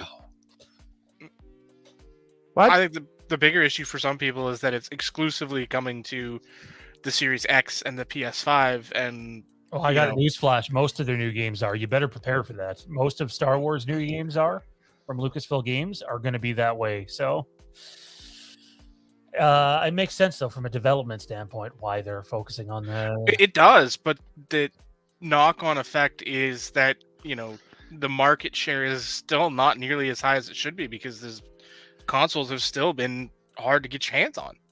Unless you want to pay a premium. Yeah, exactly. No, you're completely right. I don't disagree with you at all. What I'm a little worried about is and this is not Disney hating, I'm just laying down some facts. Since Disney picked up the Star Wars license, since EA had the exclusivity for distributing Star Wars games, the whole complex of Star Wars games has changed in the way they do it. If you go back and look at LucasArts, and Tommy and I have talked about this, Johnny and I have talked about this a bunch, even Kieran, actually, when you were first coming on the show a couple years ago, we were talking about this, and that is, like, they used to release Star Wars games all the time. Like, there was no problem with having Knights of the Old Republic and Jedi Knight, Jedi Academy come out in the same year. I actually think there was another game that came out that year, too. it wasn't an issue for them at all. But guess what? Has never happened since the Disney transition. And now that the exclusivity is ending for EA, I'm just curious. They have a bunch of titles coming, guys. And some of them are fairly deep into production. My question for you guys is, are they going to make sure that they only release one of these each year? Or are we going to get multiple year releases? Because some of these games are much closer to release than, say, 4 or 5 years from now, which some of them would get pushed back to if they're only going to do one a year. For example, the other official one that we know about is the Knights of the Old Republic remake being done by Asper Media. For I believe it's the first 12 months, is a PlayStation and PC exclusive. It will come to the Xbox Series X. We believe it's 12 months after that. And Johnny, were you on when we spoke about some of the changes? I'm pretty sure you did a show with us about changes to. Yeah, we did it with Ian. Yeah. By the way, want to take a second right now. I want to be careful here. Ian, we did an episode with Ian the other day, and he had someone, I don't know how much information he wants out there, so I'll say he had someone very close to him pass away, like literally an hour after we did a recording. And he's definitely feeling it right now. And I just want to say, we're thinking of you, man. We really are. And if you need anything, we're here. But sounds like he wants to come back sooner rather than later. I think he's talking about doing a show next week. So some people keep busy when they're going through that sort of thing. Some people take some time off. But anyways, Kieran, we didn't get your say because you weren't here this week. But the Knights of the Old Republic remake, in a nutshell, I don't know if you had a chance to watch any of the videos. Hang on, let me pull it up. Where's my phone? I got all the notes right here. I'll go over it super quick. This is what we can confirm in terms of the Knights of the Old Republic remake. The old turn-based style combat is out. It isn't straight up hack and slash and is more along the lines of what BioWare did with Dragon Age 2 and 3. Is 3 Inquisition, John, here? Is 3 what? Sorry? Inquisition? Dragon Age 3? Yes. Yeah, okay.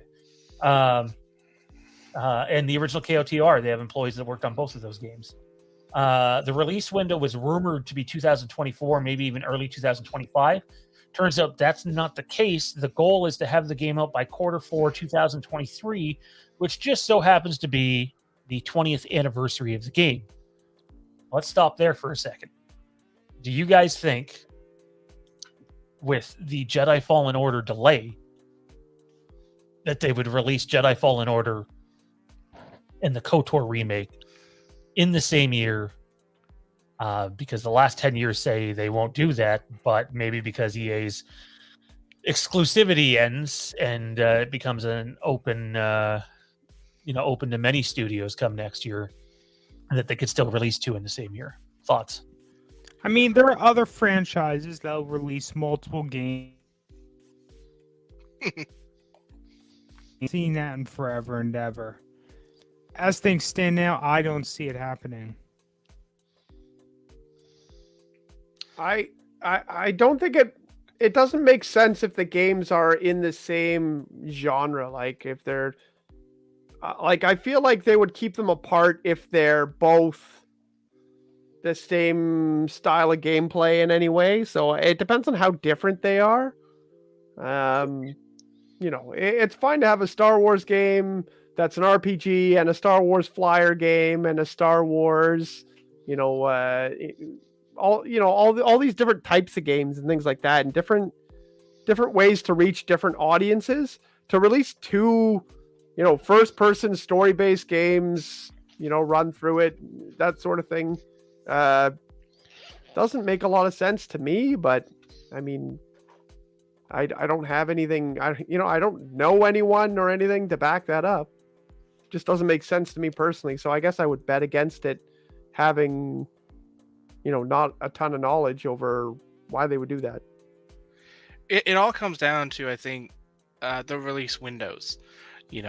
Having them both come out in the same year isn't necessarily a problem. Having them both come out in the same quarter is a problem, because then you're competing with yourself in the market, and that's the fastest route to the bottom. Let me throw out 2 dates for you. May the 4th and sometime in December. Knights of the Old Republic 2 released in December. Star Wars: The Old Republic released in December. Knights the Old Republic 1 did not. But then there's the May the 4th date too. So like, if they did happen to drop Fallen Order, not Fallen Order, Star Wars Jedi, whatever it's called, on May the 4th, and then did Knights early December, is that enough room, you think? Oh, absolutely. I mean, the gaming windows typically, they fall into the two time periods for the most parts. There's your spring releases and your Christmas releases. That's the November, December stuff. So as long as you kind of fall in one of those two windows, you're fine. The spring window is typically less packed, whereas the fall window is heavy because that's where you've got most of your yearly entries. That's where your Call of Duties come out. That's where your Battlefields come out. That's where your yearly titles hit the market heading into that Christmas rush. So you're always competing with those, and they are juggernauts. It is very hard to get a good piece of that market. Whereas, in the spring, the February, March, April, that's usually where you get more slower titles. That's where your story-based titles tend to fall. So that's sort of how it works out. And in this instance, I think if you were to drop the Fallen Order sequel, whatever it ends up being called, in that window somewhere in late winter, early spring, you're fine to then release Knights of the Old Republic in December, because while it is a full title, it's not a full AAA title. It's still Sorry, what's not? I'm saying Knights isn't a full AAA title. Yes, it is. Not to the same degree. It's, if you literally go in and look at the job listings that were posted by Asper, it's AAA RPG game.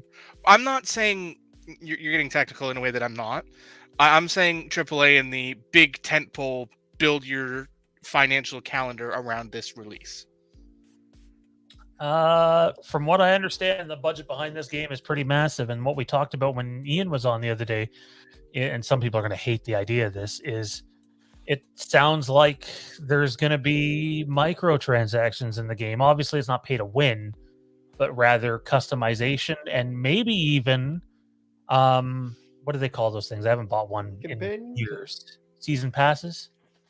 Is that what they're called? Oh, God. I mean, any game, 90% of games with story content, as DLC, has a season pass. So, well, there's a lot of people that thought that they were just going to drop the whole thing, and it doesn't sound like that is the... Like, you'll get your primary story, but I don't know if you guys remember, we talked about on here openly that they may even push past Knights of the Old Republic 1 and cover some of the events that were in the Revan novel, which basically acts as Knights of the Old Republic 1.5 and 3. Wouldn't be surprised if they do that as extra content. I think The Force Unleashed had that as well. Do we know what the story elements are? Or do we know they're not going to change the story? Sorry, I didn't go through the list. Apologies. The Empyrean KOTOR mod was shut down in the back half of 2018 because the KOTOR remake was in pre-production back then, and from what I understand, the game has been in full development since the back half of 2019. So it's not like this thing is just starting. It's been in development for quite some time. Customization options apparently are going to be way more vast than in the first two games. Most of the main story and main characters will stay in place, but there will be some changes in place to enhance the story and gameplay. Several side quests in the game are going to be completely different, giving you an entirely new experience in regards to that. And they are recording a brand new soundtrack for it as well. No word on who it is, other than it sounds like it's not the guy from the original game because of allegation stuff that's out there. So, yeah. I hope that they do two in the 1 year. Selfishly, because I don't want to wait any longer. I've been waiting fucking forever for another Old Republic style game. The other thing that's out there this week in terms of Star Wars gaming is there's a rumor that in June they're going to announce, and you guys might remember this one, we openly talked on this channel about the idea of a, not like speculation, that it was rumored that there was a co-op Mandalorian game in development.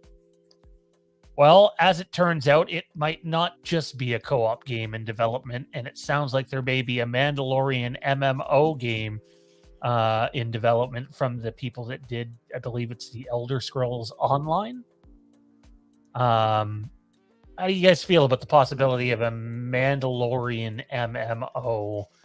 I like it if it's done right. I know people have used the Destiny comparison. There's never been a Star Wars MMO on console. I'm open to it if it's done right. I don't think I see it being done right. As sad as that is. Might sound terrible, but that sounds like a big stretch. Elder Scrolls Online is fantastic. Let's be honest though. If we get this, it's going to be a looter shooter. There's no question. Yeah. And that's not the Elder Scrolls Online. That's not even close to the Elder Scrolls Online. You're looking at Destiny, or a Star Wars skinned version of Destiny, and I mean that's fine. I have no issue with it as long as it's done well. You know, if you tell a story that's good, that's the important thing, is telling a story that's good, as well as, you know, catering to the community, and you have to cater to the right community. You know, Destiny is built in a large part on, you know, raids and raid groups and, you know, and stuff like that. So it's, you know, you have to cater to that element more so than any other game. Like, and I don't know.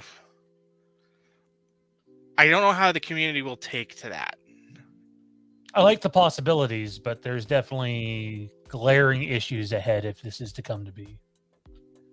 And I wouldn't suspect that this is anywhere even remotely close to being released. Like, you'd be looking at, my guess, 2025, 2026, around the same time as the apparently now on track Star Wars Eclipse game. So, because Quantic Dream is in the process of being sold.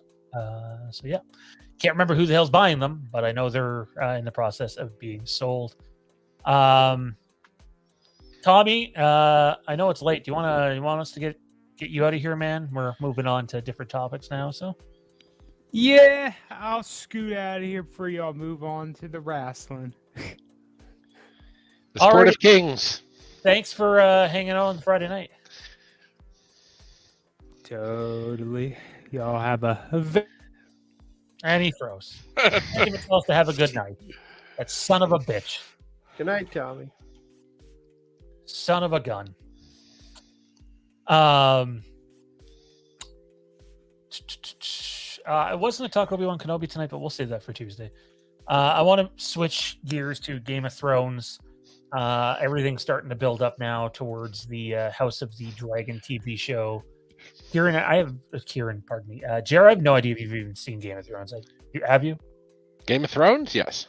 I watched the very first episode with him. Oh, nice. It would have been a night of WrestleMania. After WrestleMania, whatever year the very first episode like 27 or something. But Yeah. yeah. No, it was good. Up until season 7. Oh, no. That's my favorite season. Oh, God. Okay. I slightly retract my statement. It was good up until season 7 after episode 3. I really liked the big battle episode that was like 2 hours. And then it just felt like they crammed so much into the final 6 episodes. Sorry, was it season 8? Season 8. Okay, yeah. I was like, wait a second, what? Why do I think he's good he's good until the battle of Yeah. And then it just felt like they amazing. crammed so much into the last like 6 episodes or so, and just I don't know. That's fair. After the Battle of Winterfell, I thought I don't remember when this is, but I thought when they sent the people off, the awesome SEAL team squad off to go find a zombie to bring back, I thought that was when it was like, oh man, that's my favorite. Literally my favorite episode of Game of Thrones. Oh yeah. Because we never see that group of characters together. Literally, the only episode they're all together in the same place. And we never should have. That's the worst plot point ever. The plot point's terrible. It's Tyrion's downfall. But why? Sorry, what? It's Tyrion's idea. Like, just get the dragon to go and grab one and come back. Yeah, Well, that would be too easy. That doesn't make a very entertaining show now, does it? That and you're putting the dragons at risk because by that point, hadn't he already killed one? No, that's when the first kill No, happens. that's when he kills one. Okay, but to that point, you only had one dragon rider. Do you think they're going to put Daenerys at that risk? If you look really closely in the intro, we have one Game of Thrones clip that plays and one House of the Dragon clip that plays, and the clip that plays from Game of Thrones is from that episode that you're mentioning. You would like that episode. Yeah, I do like that episode. I love it. It's great. That's honestly, it's the best thing about us doing this show together is that literally every time you're like, "Hey, I really love A," I'm like, "That's the fucking dumbest A I ever heard. I like B," and you're like, "But B is so shit." We all agree that it wouldn't be boring. And I'm like, C's okay, guys. Hey. Here's the one uphill battle I think this show has. Even though the cast is apparently incredible in this show, the thing that made Game of Thrones and everyone love it's not just the long-term storytelling, the ensemble cast, and I want to focus on that ensemble cast because people fell in love with the characters and the performances of those characters.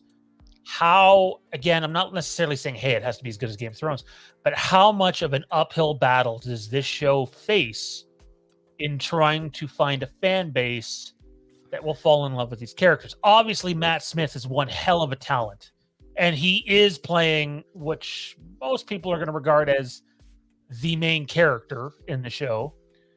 There's several of them, obviously, but he is one of them. I don't know. It's the one area where I go, ooh, if the audience doesn't identify with the characters, it's all over before it even starts. Thoughts? I mean, I didn't think a lot. Like in the start of the show, I didn't attach myself to any character other than Sean Bean, which I think everybody universally kind of liked him, I think. And, we all know what happens to Sean Bean, so we didn't attach ourselves too hard. I'm sorry, what? He's like 0 for 36 right now. Yeah. That's not entirely true. He survives in Silent Hill. A couple of things. Name them. That's not what I was thinking of. First Silent Hill movie, which is a great movie, by the way. Maybe the best video game movie ever made. I won't argue that. Yeah. So I mean, I mean, and I don't really. I'm not excited for Matt Smith. Really, I'm not a Doctor Who person, though. But I don't think your point is necessarily true. I don't think they have to attach specifically to the characters.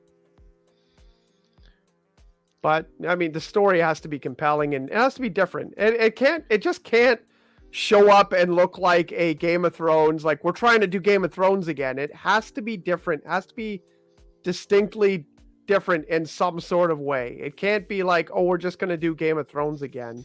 Well, the big way you're going to get is eventually this thing's going to turn into the Targaryen Civil War. That's the whole point of the show. And the approximately 100 and it's either 160 or $180 million budget that they have for these 10 episodes of season 1, which in comparison, I think Game of Thrones season 1 was like 15 million. So, and even the last season of Game of Thrones was right around this. So visually speaking, there's no reason that the show shouldn't look spectacular, but that doesn't mean it's going to be acted well or compelling. As great as the battles are in Game of Thrones, and they are amazing, like the show or not, like season 8 or not, the battles are still badass.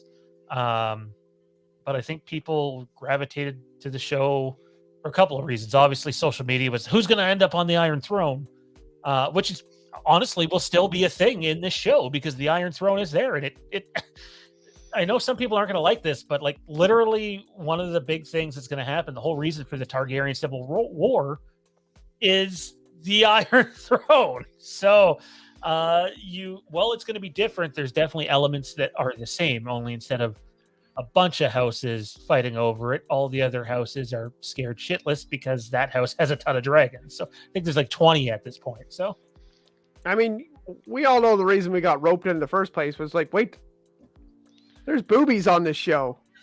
Like, I got to watch this show and talk about it as a serious TV drama and see boobies. So, and then I stuck around and the show was pretty good. I mean, isn't that the hook for most HBO shows? Pretty much. We will tell you a compelling story. And show you lots of titties. Yeah. But I think to Kieran's point, it has to be... I think a major drawing point of Game of Thrones when it debuted was it was unlike anything else that we had seen on TV before. We had seen, medieval dragon movies and whatnot, and the less said about the Dungeons and Dragons movies, the better. But I think it created this like appointment viewing for a story that people could just connect to, and characters, and it just told the story so well. And it's like they have to do it all over again, and we've already been through 8 seasons of it. So where's the hook gonna be?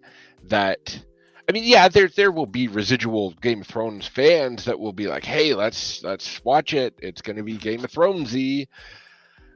But they need a wider audience than that to maintain the audience that they had previously. And I don't know if Kieran's right. It can't be Game of Thrones Part 2 or Game of Thrones the prequel. It has to be something at least a little different to reach a broader audience of not only that, but like disgruntled Game of Thrones fans also who feel legitimately pissed off by the way the last season ended. And I can see that carrying over. This will excite Johnny. There's lots of incest. Tons of it. You can't get away from it. Tons of incest. It's a show about the Targaryens. Of course there is. Yeah. Like, if people thought there was a lot in Game of Thrones. Oh, man. These are my cousin's boobies. Oh, man. It's going to be something else. I'll say this. I totally agree with your guys' take on it. The problem is, I don't know how far they're going to go into it. Like, to the point where when they first announced the show, it was House of the Dragon. Since they first announced this show, the title has changed to Game of Thrones House of the Dragon. And it sounds like all of their projects will go under the Game of Thrones moniker. Quick funny story. I remember I was talking to, like, when the whole thing about Jon and Daenerys, got out and whatever, and their family, and when I remember talking to someone at work, and they were like, well, that sort of stuff was more acceptable back then. And I was like, back then? Like, it's not a historical show. What do you mean back then? But it's clearly meant to be medieval. I just remember thinking funny, like, back then? Like, see, cyberpunk. I know what you mean, but I remember thinking, like, it was funny to think back then. Like, Star Wars isn't in the future either. Yeah, Jamie sent Brianna, you up text? That's they sent ravens. You up? Oh, man, that raven getting his work. Gets there 4 days later. Well, yeah, it's the afternoon. Send it back. Oh, man. Game of Thrones House of the Dragon debuts August the 14th, 2022. Last point I'll throw out there for discussion on this before we move to wrestling is I forget who it was. Someone who works on the show. I know it wasn't Miguel Sapochnik, who is one of the showrunners who did basically 90% of the big, massive battles you see in the Game of Thrones series were done by him and his team. But the one thing that is out there right now is, and it is different from Game of Thrones, is as much as people want to hate on David and Dan for rushing the last 2 seasons, even though I really like season 7, you still went from 10 episodes to 7 and 10 episodes to 6. And like, I wasn't as bullish on this before because I really love Game of Thrones. Even like season 8, like I don't mind the events that happen. I just think they're rushed at the end and you get away from that long-term storytelling. But since then, some of the stuff that has come out about David and Dan and the lack of communication and even the lack of necessarily complete care and just wanting to jump for the big money deal that they had on the table at that time and go get into there and start earning it. Like some pretty credible places like Variety, places like Deadline have come out with reports like this. And it's, it is what it is. I think it was on a YouTube video not too long ago. It was one of the major trades. They were interviewing someone, and they had mentioned that George R. R. Martin had said that this show could have gone on for, I think it was 4 or 5 more seasons. And that's great and all, but George, blame David and Dan all you want. You didn't finish your fucking books, and you had almost a decade to do it. Like, at the end of the day... There's no almost. Pardon? There's no almost. It was over. It's been... Oh, no, I meant when the show was, like, actively still on. Even then, it had been longer than a decade since the last book, I think. No, book 5 came out, like, a year during... before season 1 started. I think was it the year before? I thought it happened, like, a year or two into it. So we're at, like a year. Yeah. Either way. But yeah, we're like 10 years. Doesn't change the point. Yeah, no. So like people can blame David and Dan all they want, and I think there is some blame to wear there for sure. But you go from having, and even like if you read the books, while there are huge chunks that are in the TV show, there are huge chunks that never even touch the TV show. Lady Stoneheart, I'm looking at you. That's a huge one. And then the oh man, what's the character who's overseas, who's like the other Jon Snow? Obviously it's not Jon Snow, but like they think he's what is it, Azor Ahai or whatever. There's like a whole character that is in the novels that is not in the TV show at all. And then there's the Night King, who is in the TV show and is not in the novels at all. So there's a lot of differences from the written material that's out there. The difference, though, my long ramble getting to it, is apparently they think they can tell the story in 5 seasons. The nice thing about it is, like, they already have the story. There's not, well, we need to wait on someone to write a couple of novels. I should have brought the book out before it started, but the book's already out. Yeah, it's one book. Yeah, and I haven't read it. I've owned it basically since it came out, and then we got word that this might happen, and I've been waiting all this time to dive into it. Okay. Should I get you off here then? Yeah, pretty much. Okay. All right. We're gonna get Kieran out of here for the night. I'll be following not too long behind him, but I'm gonna talk a little bit of wrestling. Thanks for doing this, man. Sorry that fucking dickhead showed up here earlier tonight. I have a name. Oh, that guy. I would love to stick around. I love to watch. I love to talk wrestling on this channel. I think it's one of the fun things we've been doing lately. But well, hey, do you know what the main event is for Double or Nothing? Sorry? Do you know what the main event is for Double or Nothing? Yeah, I do. Oh, okay. Well, can you talk about that before you head off? That's probably our first topic. Yeah, and then these guys can go ham on Curtis versus George somebody 5 blocks from here. Whatever the main event for April 30th is at the Oshawa Legion. The main event for Double or Nothing, CM Punk versus Hangman Page. We had Jer on here Tuesday night. He told us that he did not think Mr. CM Punk was going to win this match, even though he's a big CM Punk fan.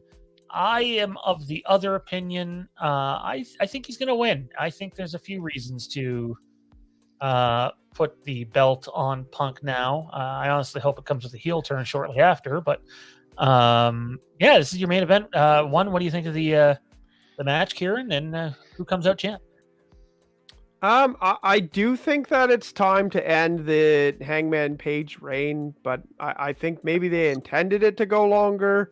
And I think they can come back and give him another reign. He could be the first guy to win it twice. But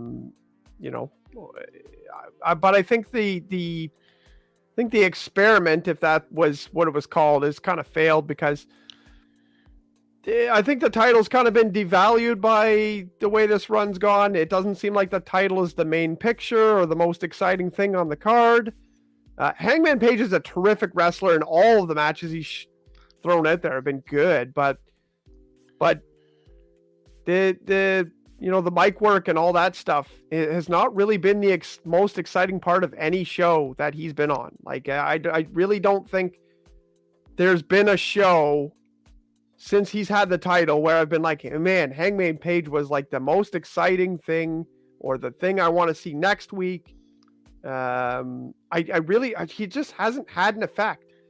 And as much as you don't want to give the title to CM Punk for reasons of, like he's an ex-WWE guy, even though a lot of people don't view him that way because he's an ex-ROH guy as well. And I think you need to get CM Punk to put the prestige back on that title.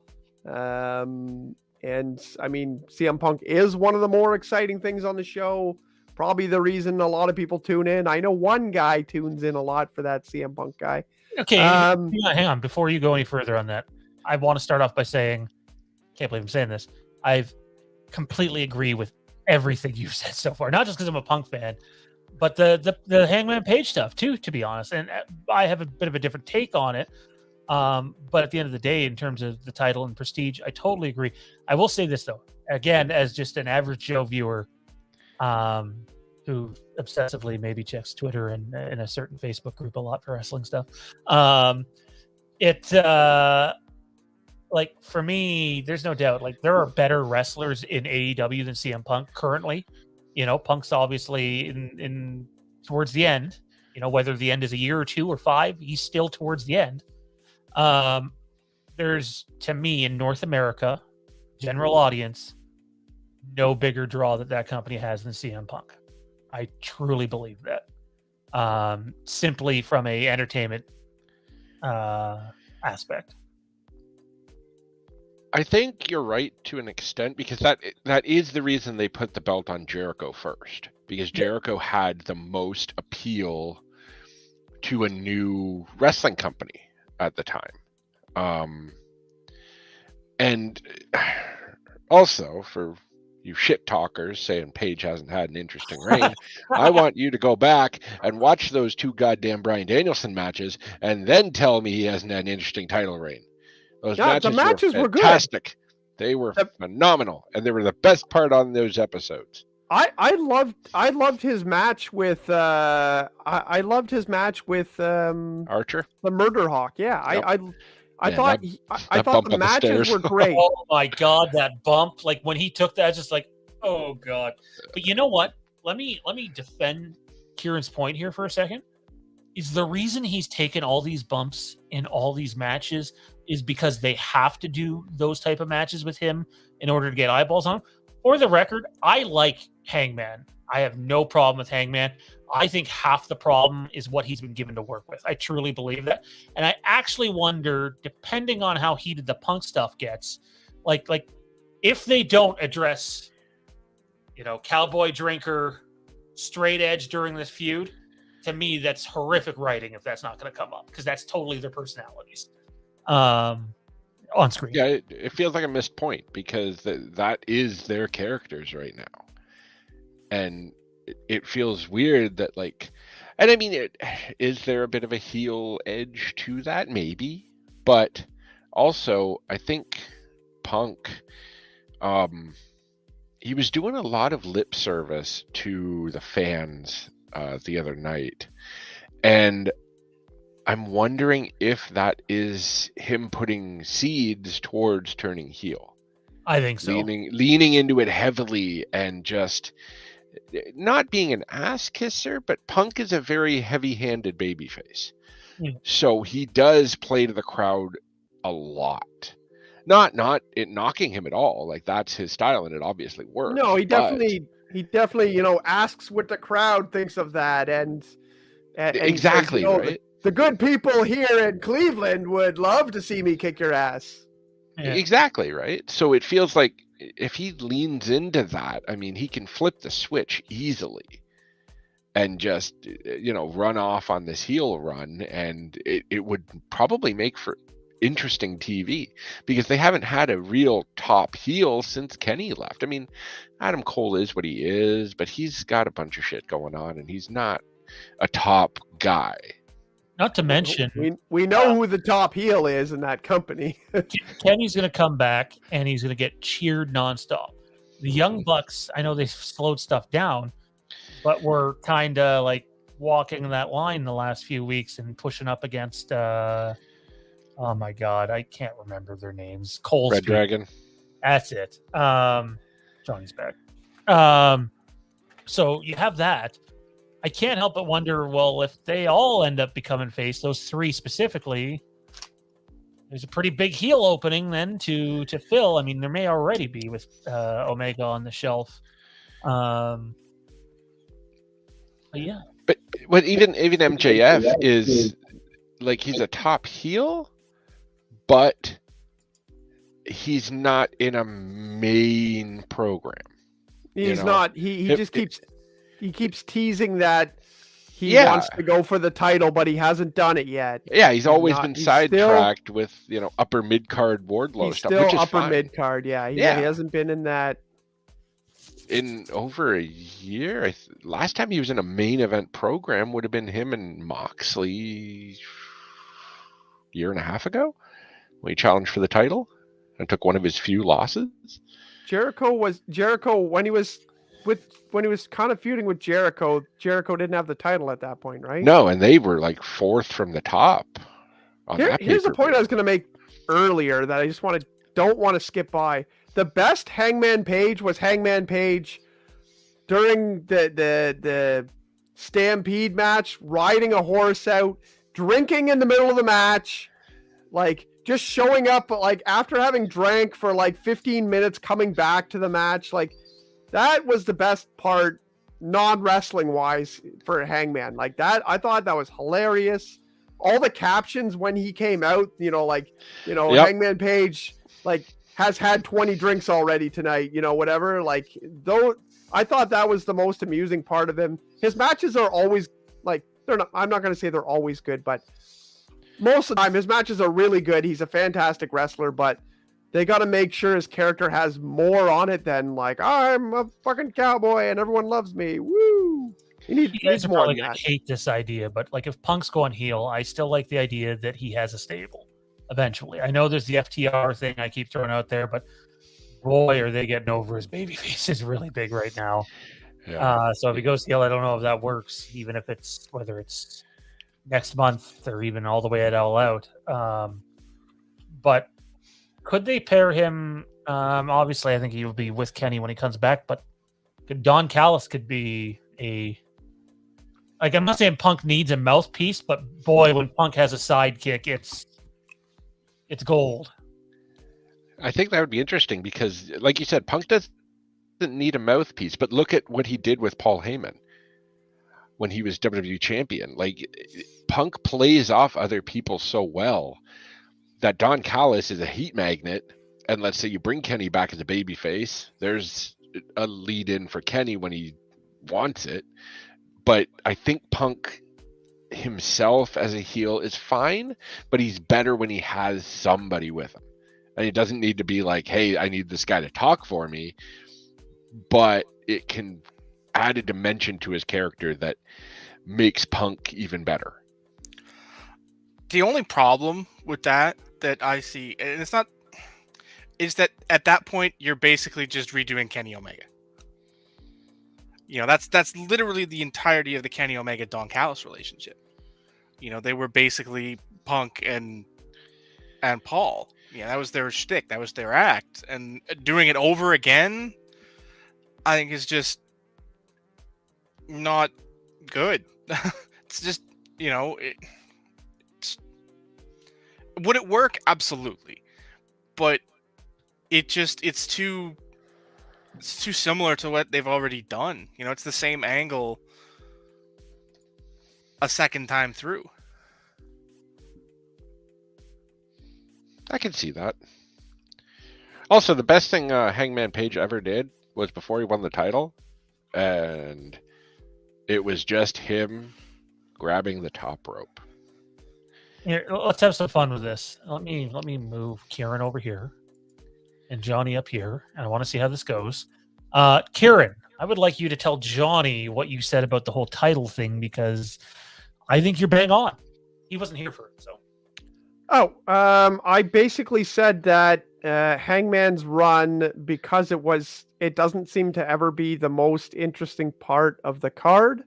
Aside from the matches being really good, we mentioned the Danielson matches, which I think Danielson got a lot more of a rub than I think Danielson just proved he was amazing more than Hangman got a lot of popularity out of that. Show.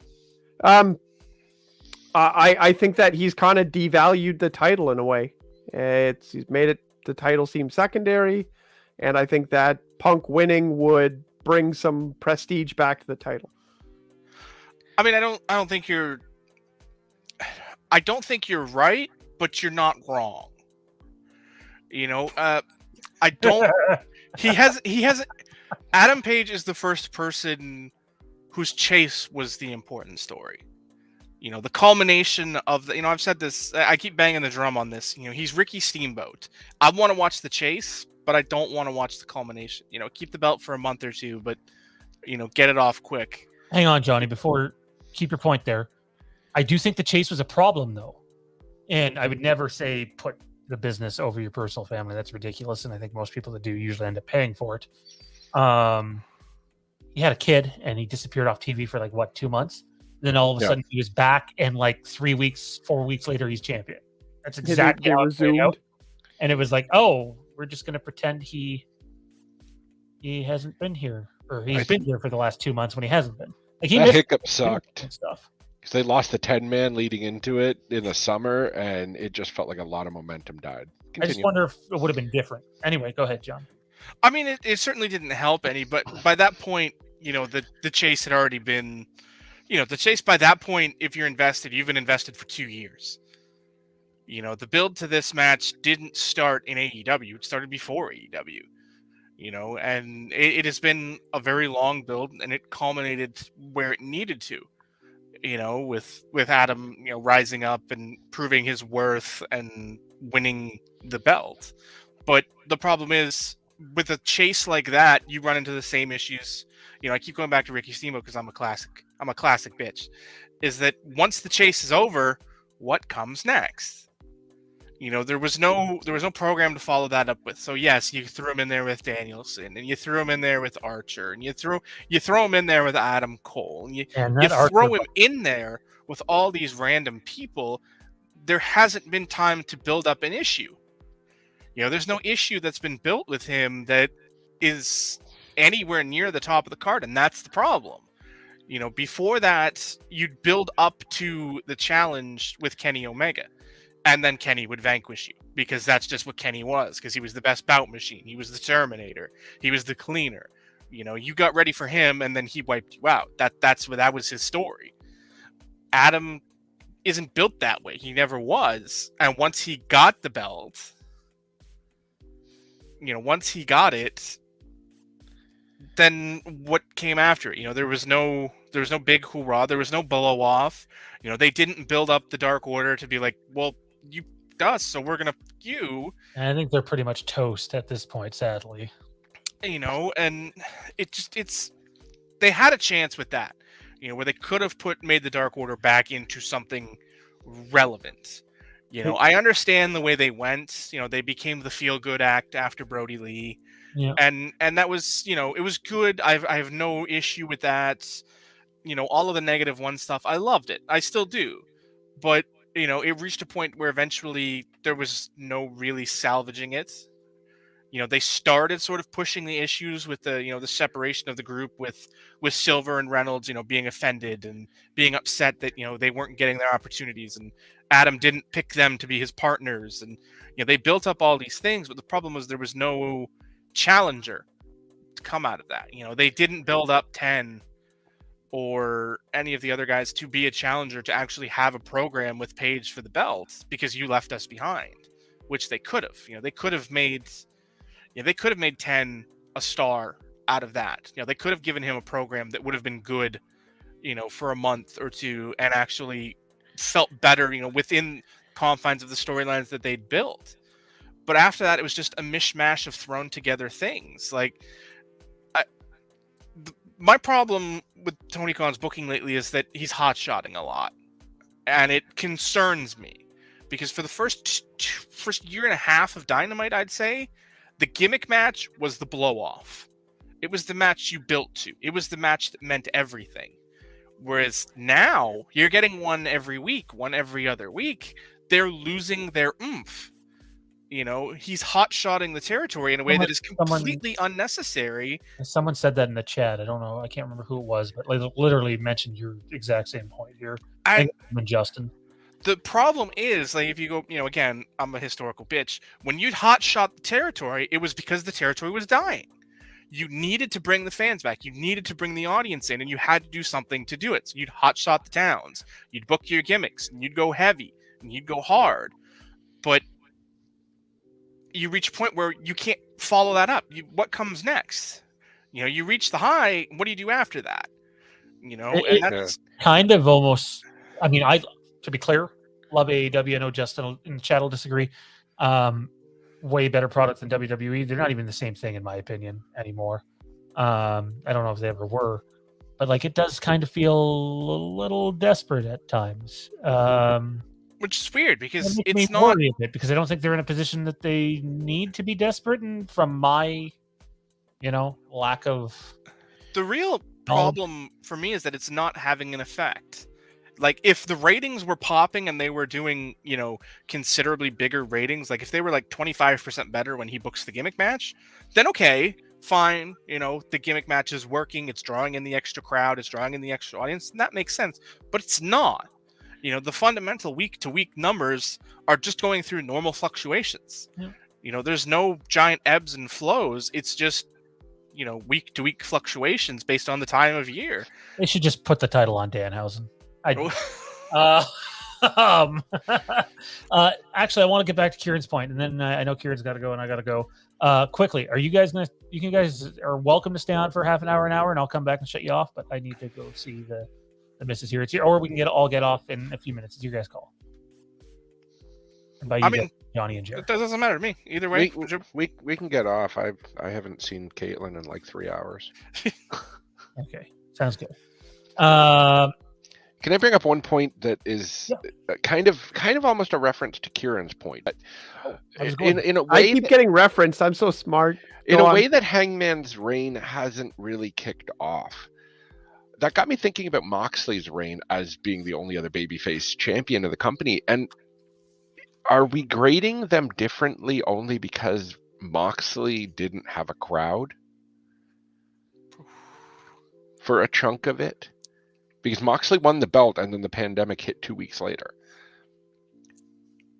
Were his programs that much more lively with Brody and Kingston and MJF that like, or is it an inherent babyface problem that they don't know how to book interesting stories for a babyface champion?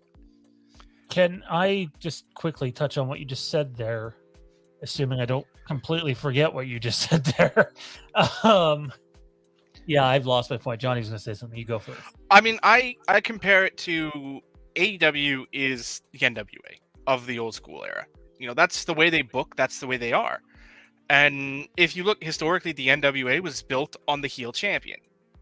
AEW's been built the same way. The heel's always been the top guy. Even when the babyface was the champion, there was a heel that was, at the top of the card or near the top of the card that was being focused on equally as much as the babyface champion was. And that's fine when you're building up, and building towards those two clashing and having your thing. Like Moxley was at his best as a champion when Kenny was getting ready, while they were building up Kenny, because you knew the climax, you knew where the peak was, and it was the inevitable Moxley versus Omega match. And it built to that very nicely. Adam doesn't have that. He doesn't have the guy in waiting. He doesn't have the, the peak that we can see. Like here we are, we're 3-4 months into his reign now. We're like almost 6 months. Yeah. See, there you go. We're forgetting months. I'm forgetting months. His reign's been that forgettable to me. It's a real thing. And by this point in Moxley's reign, we were building up to his end. I mean, he didn't actually hold the belt that long. You know, like we talk about these reigns like they're big and they're long, but they're really not. I checked out for a while when for most of the stuff without fans. It really killed me as like a viewer. I wish I could say I was able to stick through it. I wasn't. I did not watch most of the time. From what I understand, Moxley's reign was received pretty positively, right? Yeah. And work with me here on this one. And from what I understand, most, at the very least, general fans of the product, maybe not diehards, for the most part, had a problem with there being no audience. I seen it on Twitter all the time, and I had that problem. So if people are regarding Moxley's reign as better than Page's reign, and he had no crowd, to me, that screams you have one here and one somewhere down here. And I don't know if it's the mic thing. If it was WWE, I would say it's the mic thing. I've seen plenty worse than Hangman Page. My favorite wrestler wasn't particularly great on the microphone until he became a heel in '97. A big part of Hangman's problem is he doesn't have that feud underneath him. When Moxley was the champion, underneath him was the Elite and the Inner Circle. That was when their feud was at its peak. And then you kind of moved into the Inner Circle and then the Pinnacle. And you moved into that. So there was always that angle underneath that was still hot. So even if, your world champion isn't totally hot, isn't the hottest thing on the show, there's something else pushing up the rest of the card. There isn't that right now. You're building up to that inevitable, elite, undisputed elite thing, but you can't really kick that off until, either Kenny comes back or you fully commit to Adam rejoining the elite. You kind of need to do one of those honestly, things. I don't know why we're really comparing these things. I feel like I don't like Moxley has it, and I don't know if Adam Page does. Moxley, like the first time I saw Moxley, in the Shield, I was like, there's something about that guy. I knew it right away. I saw him. The way he moves, the way he does this and the way he does that, and the way like he not only is he is the character, like he is himself. You listen to Renee on the radio talk about him and some of the crazy things that he just does and just is. He is him, and he's got it. And like when you watch him, he's got something that no one else has. It's the same as Jeff Hardy. Why does everybody always want to see Jeff Hardy? Because Jeff Hardy moves like Jeff Hardy. Jeff Hardy is Jeff Hardy. That's why it doesn't matter how many times he fucks up and does so many dumb things. Whatever, he's like, everyone loves him because he's got it. He's a unique person, and I don't think Adam Page is that. And that's not a big. I mean, that's not to be rude to Adam Page, because there's a lot of guys that don't have that. There's a lot of guys that don't just have that funky personality that makes them like, it's just this thing. You don't even know why. Why do I want to watch a guy do this all the time and act like he's drunk and do this? And it adds to the character. Like, why do you want to see that? I don't know why you want to see that, but it makes those people have the it factor that still has never been described as anything. What is the it factor? When someone has it, and kind of when someone is on the fringe or doesn't have it, right? I mean, I think that's the most accurate description, is that he's missing something. Adam is just a plain white meat babyface. It's not that he doesn't have, it's not that he's not talented. He is supremely talented. It's not that he isn't good on the mic. He is. He's just missing that swagger, that thing that separates him from all the rest. And I don't know what it is that's missing from the presentation now that was there, a year ago or 8 months ago, or, even prior to that. But there's something less about the Hangman now than there was before. And he's lost sort of that ruthlessness. If we compare to Moxley, he was not a white meat babyface. There was nothing about him that was a white meat babyface. He was a You know, he was a heel parading as a babyface, basically. Was the closest thing to Stone Cold that we've seen. Yeah, that, exactly. In that way, that he was just a guy who walks his own path. And that's what allowed it to work, you know, because he had that thing that separated him. You know, I keep comparing AEW to the NWA territories of days gone by, the 80s, but it's a fair assessment. You know, if Adam Page is Ricky Steamboat, as far as babyfaces on top go, Moxley is Dusty Rhodes. He has it. Yeah, you know, he has that swagger, that thing that you see him on a card and you go, "Damn, I like this guy." You know, Dusty's was his charisma, his promo abilities. You know, his ability to sell ice to an Eskimo. You know, those were all things he could do because he was Dusty Rhodes. He had it, baby. You know, maybe we need to do more. Well, that's though, like as I mean, I'm the guy that I don't know if Johnny ends up coming or not, but like that on what did you say the date was? May 29th? Is that May the 29th, date? yeah. May 29th. I want Puck to win. I want Puck to win right there. Let's not wait any longer. I don't know how much time this guy has left. The point I was trying to get to. I'm sorry, I don't want to get off my point. The point that I was trying to get to here was that's why it doesn't matter if Moxley was performing in front of no crowd. I know for sure he could have walked into a building with 1 million people and, you know, 900,000 of them at least would have been like, fuck yeah.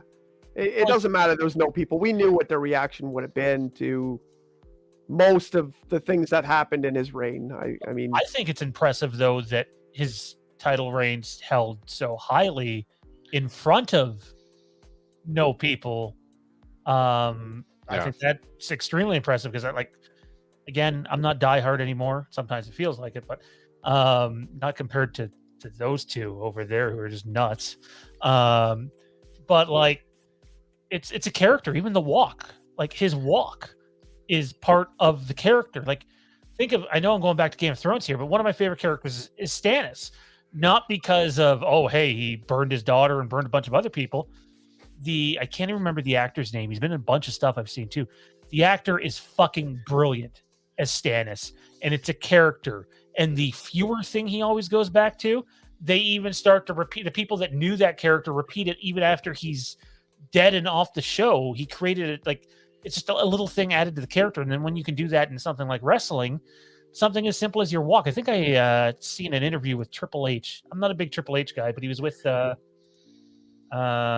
I don't remember. This is before he announced his retirement, but he was saying like something as simple as like how you walk can make all the difference in the world. Oh man, Scott Hall sliding through the curtain like Vince McMahon walking with a broomstick shoved up his ass. You know, there's a funny Triple H story about that specific thing. When Shinsuke Nakamura came to NXT from New Japan, he had a very specific entrance, and Triple H worked with him specifically on his entrance because that's the first time anybody in WWE would have seen this character. And he had the red lights and he had the music. And he was kind of like almost like a Michael Jackson in the way he carried himself. And Triple H worked with him on the entrance specifically for that reason, because this is what is going to endear you to these people. They know you can work, that's fine, but let's get this entrance, this walk, this dance, this everything you're doing, your hand movement, and just focused on that. And it became a memorable entrance for, you know, that character. So Triple H is absolutely right. I mean, if you can't wrestle, then you're not going to go too far. I mean, there's obviously some examples of that still happening, but you know, most people you got to be able to wrestle. But you know, the other stuff, there's a lot of guys that can wrestle. There's a ton of guys in indies and stuff like that that can fucking wrestle. Like I've watched a ton of it lately, thanks to that guy, you know, down there. But you know, there's tons of guys that can wrestle. But yeah, the guys who can do an entrance, have a character that's so unique and be that guy and be believable. There's plenty of guys that you see on the indies doing the same character, but you're like, I don't believe that you really believe that. It's really hard to do. You know, it's like bad acting. It's like Hayden Christensen. I know you're not really. I know you're not really pissed. I know you're not really. You're nothing. I know. Man, I'm gonna come at you so fucking hard during this Kenobi series, man. If he's even slightly respectable, you're not gonna fucking hear the end of it out of me. Holy shit! Like, holy fuck, Academy Award winning hate. Okay, I won't go that far, but I love what I do. I love what I do. I want Punk to win at Double or Nothing because I'm selfish and I want it to happen earlier. However, I would argue, and again, obviously Kenny Omega was great, but they had that 2-month break, and then all of a sudden he's champion 3 weeks later. I'm sure it wasn't 3 weeks, but it felt like 3 weeks. But like Punk, in my opinion, and it's probably biased, but I don't think it is, has made basically everybody he's had a match with in AEW better and stand out and tell a story during it. And he does kind of look like a little bit of the poor man's Bret Hart at times with some of the copying of the moves, maybe not going as smooth. He's not the excellence of execution, we'll say. But I do think he makes people better when he's on the mic, when he's in the ring. And I wonder if maybe, if you're going to feud him with, let's see, May, June, July. If you feud him with Hangman for 4 months and maybe Punk doesn't capture the title till a heel turn at All Out, maybe Hangman's title reign isn't received as poorly if he picks up during that time as well. Like someone like, hey, I love Punk, but like, let's be honest. I don't know anything about Adam Cole other than what I've seen in AEW. Seems cool. And like Lance Archer, like he hasn't exactly had, John Moxley knocking on the door to go up against.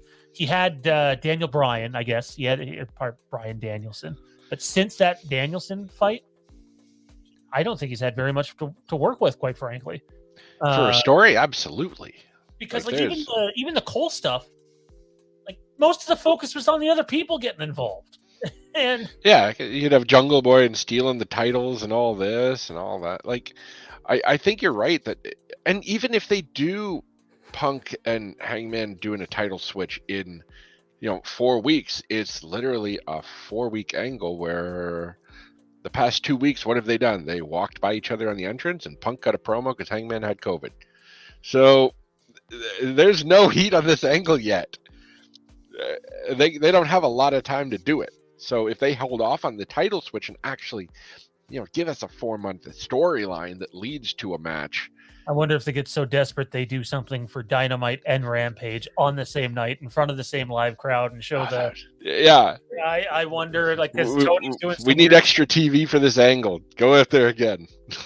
We do got to get out of here. Before we do, though, and we will find a night where you guys can talk wrestling about every Tom, Dick, and Harry. You guys are open to whenever you want to on the channel, even if we're not around, as long as nothing's scheduled.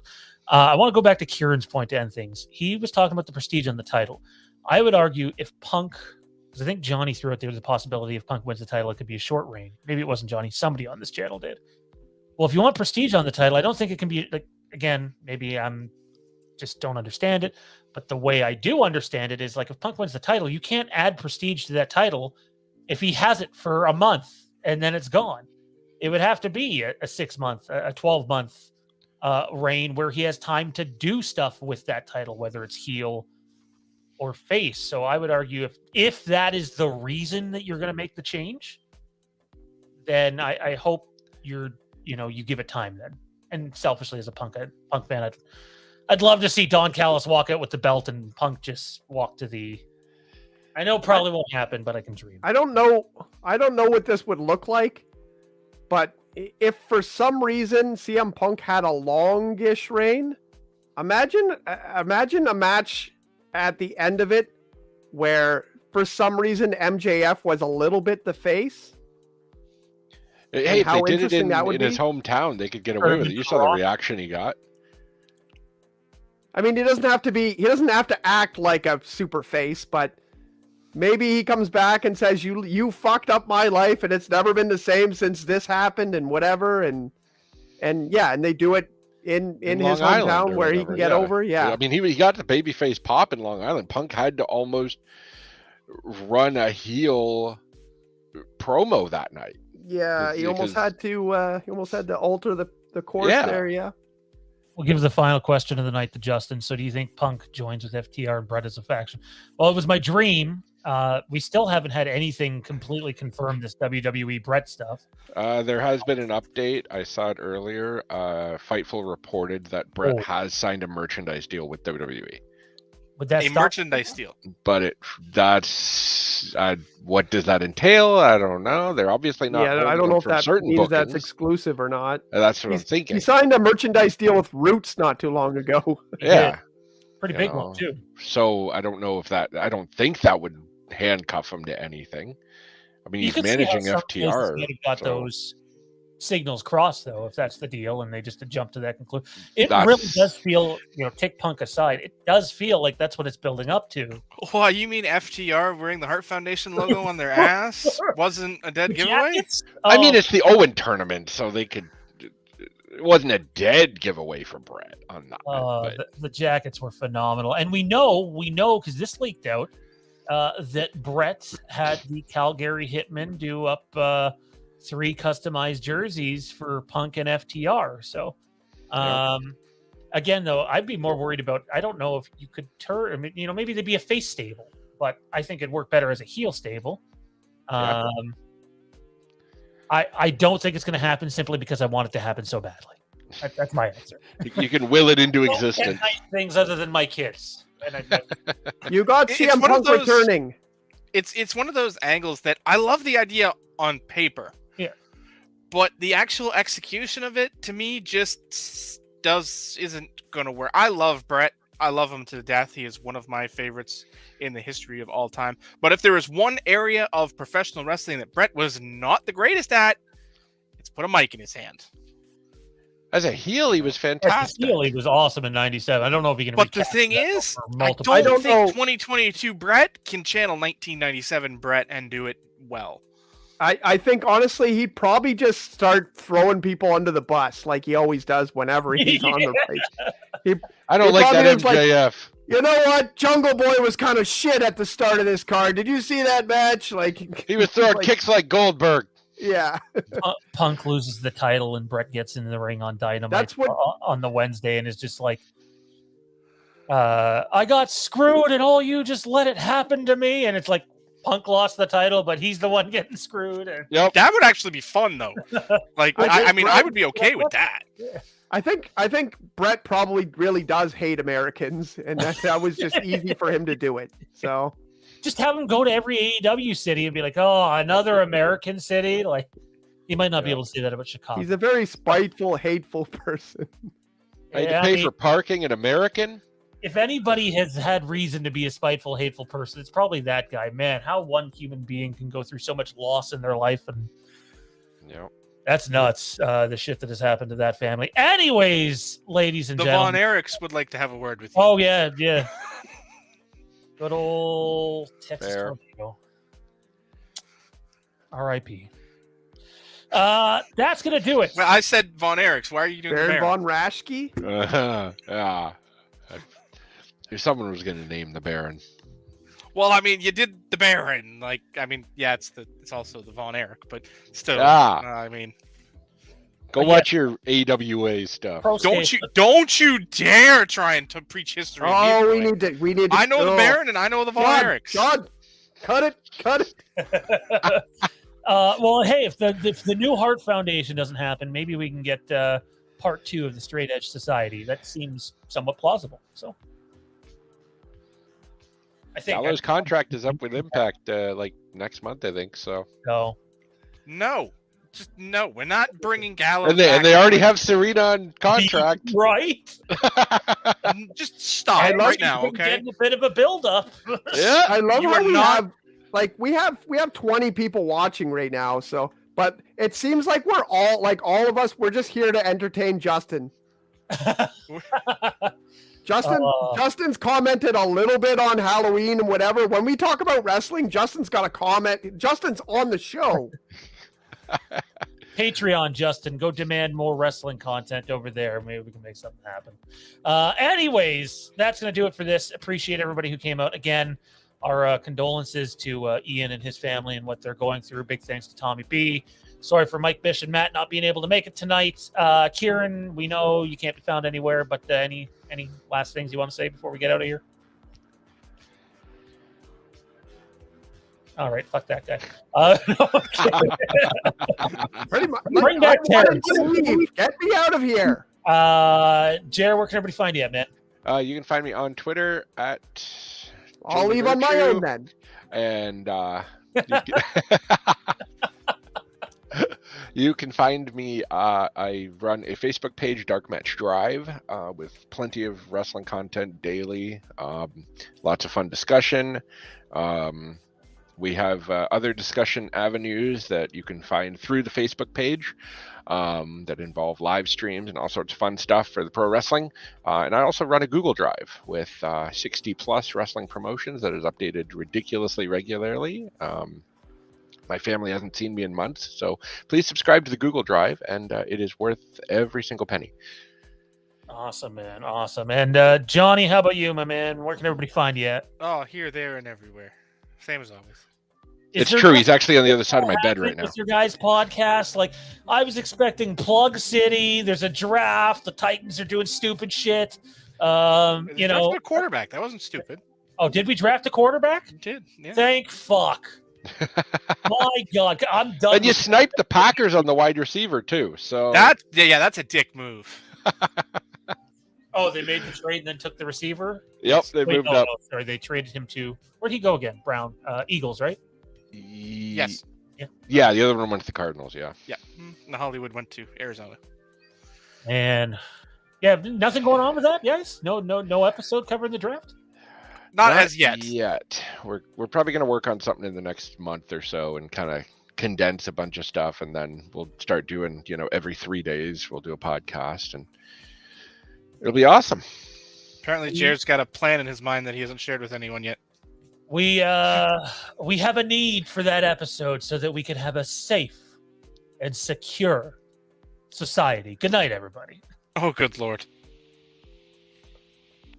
Hi guys, this is Terrence, Phantom Empire, and you're watching Phantom Empire Live, which Sean didn't invite me to, so it's probably going to be a piece of shit!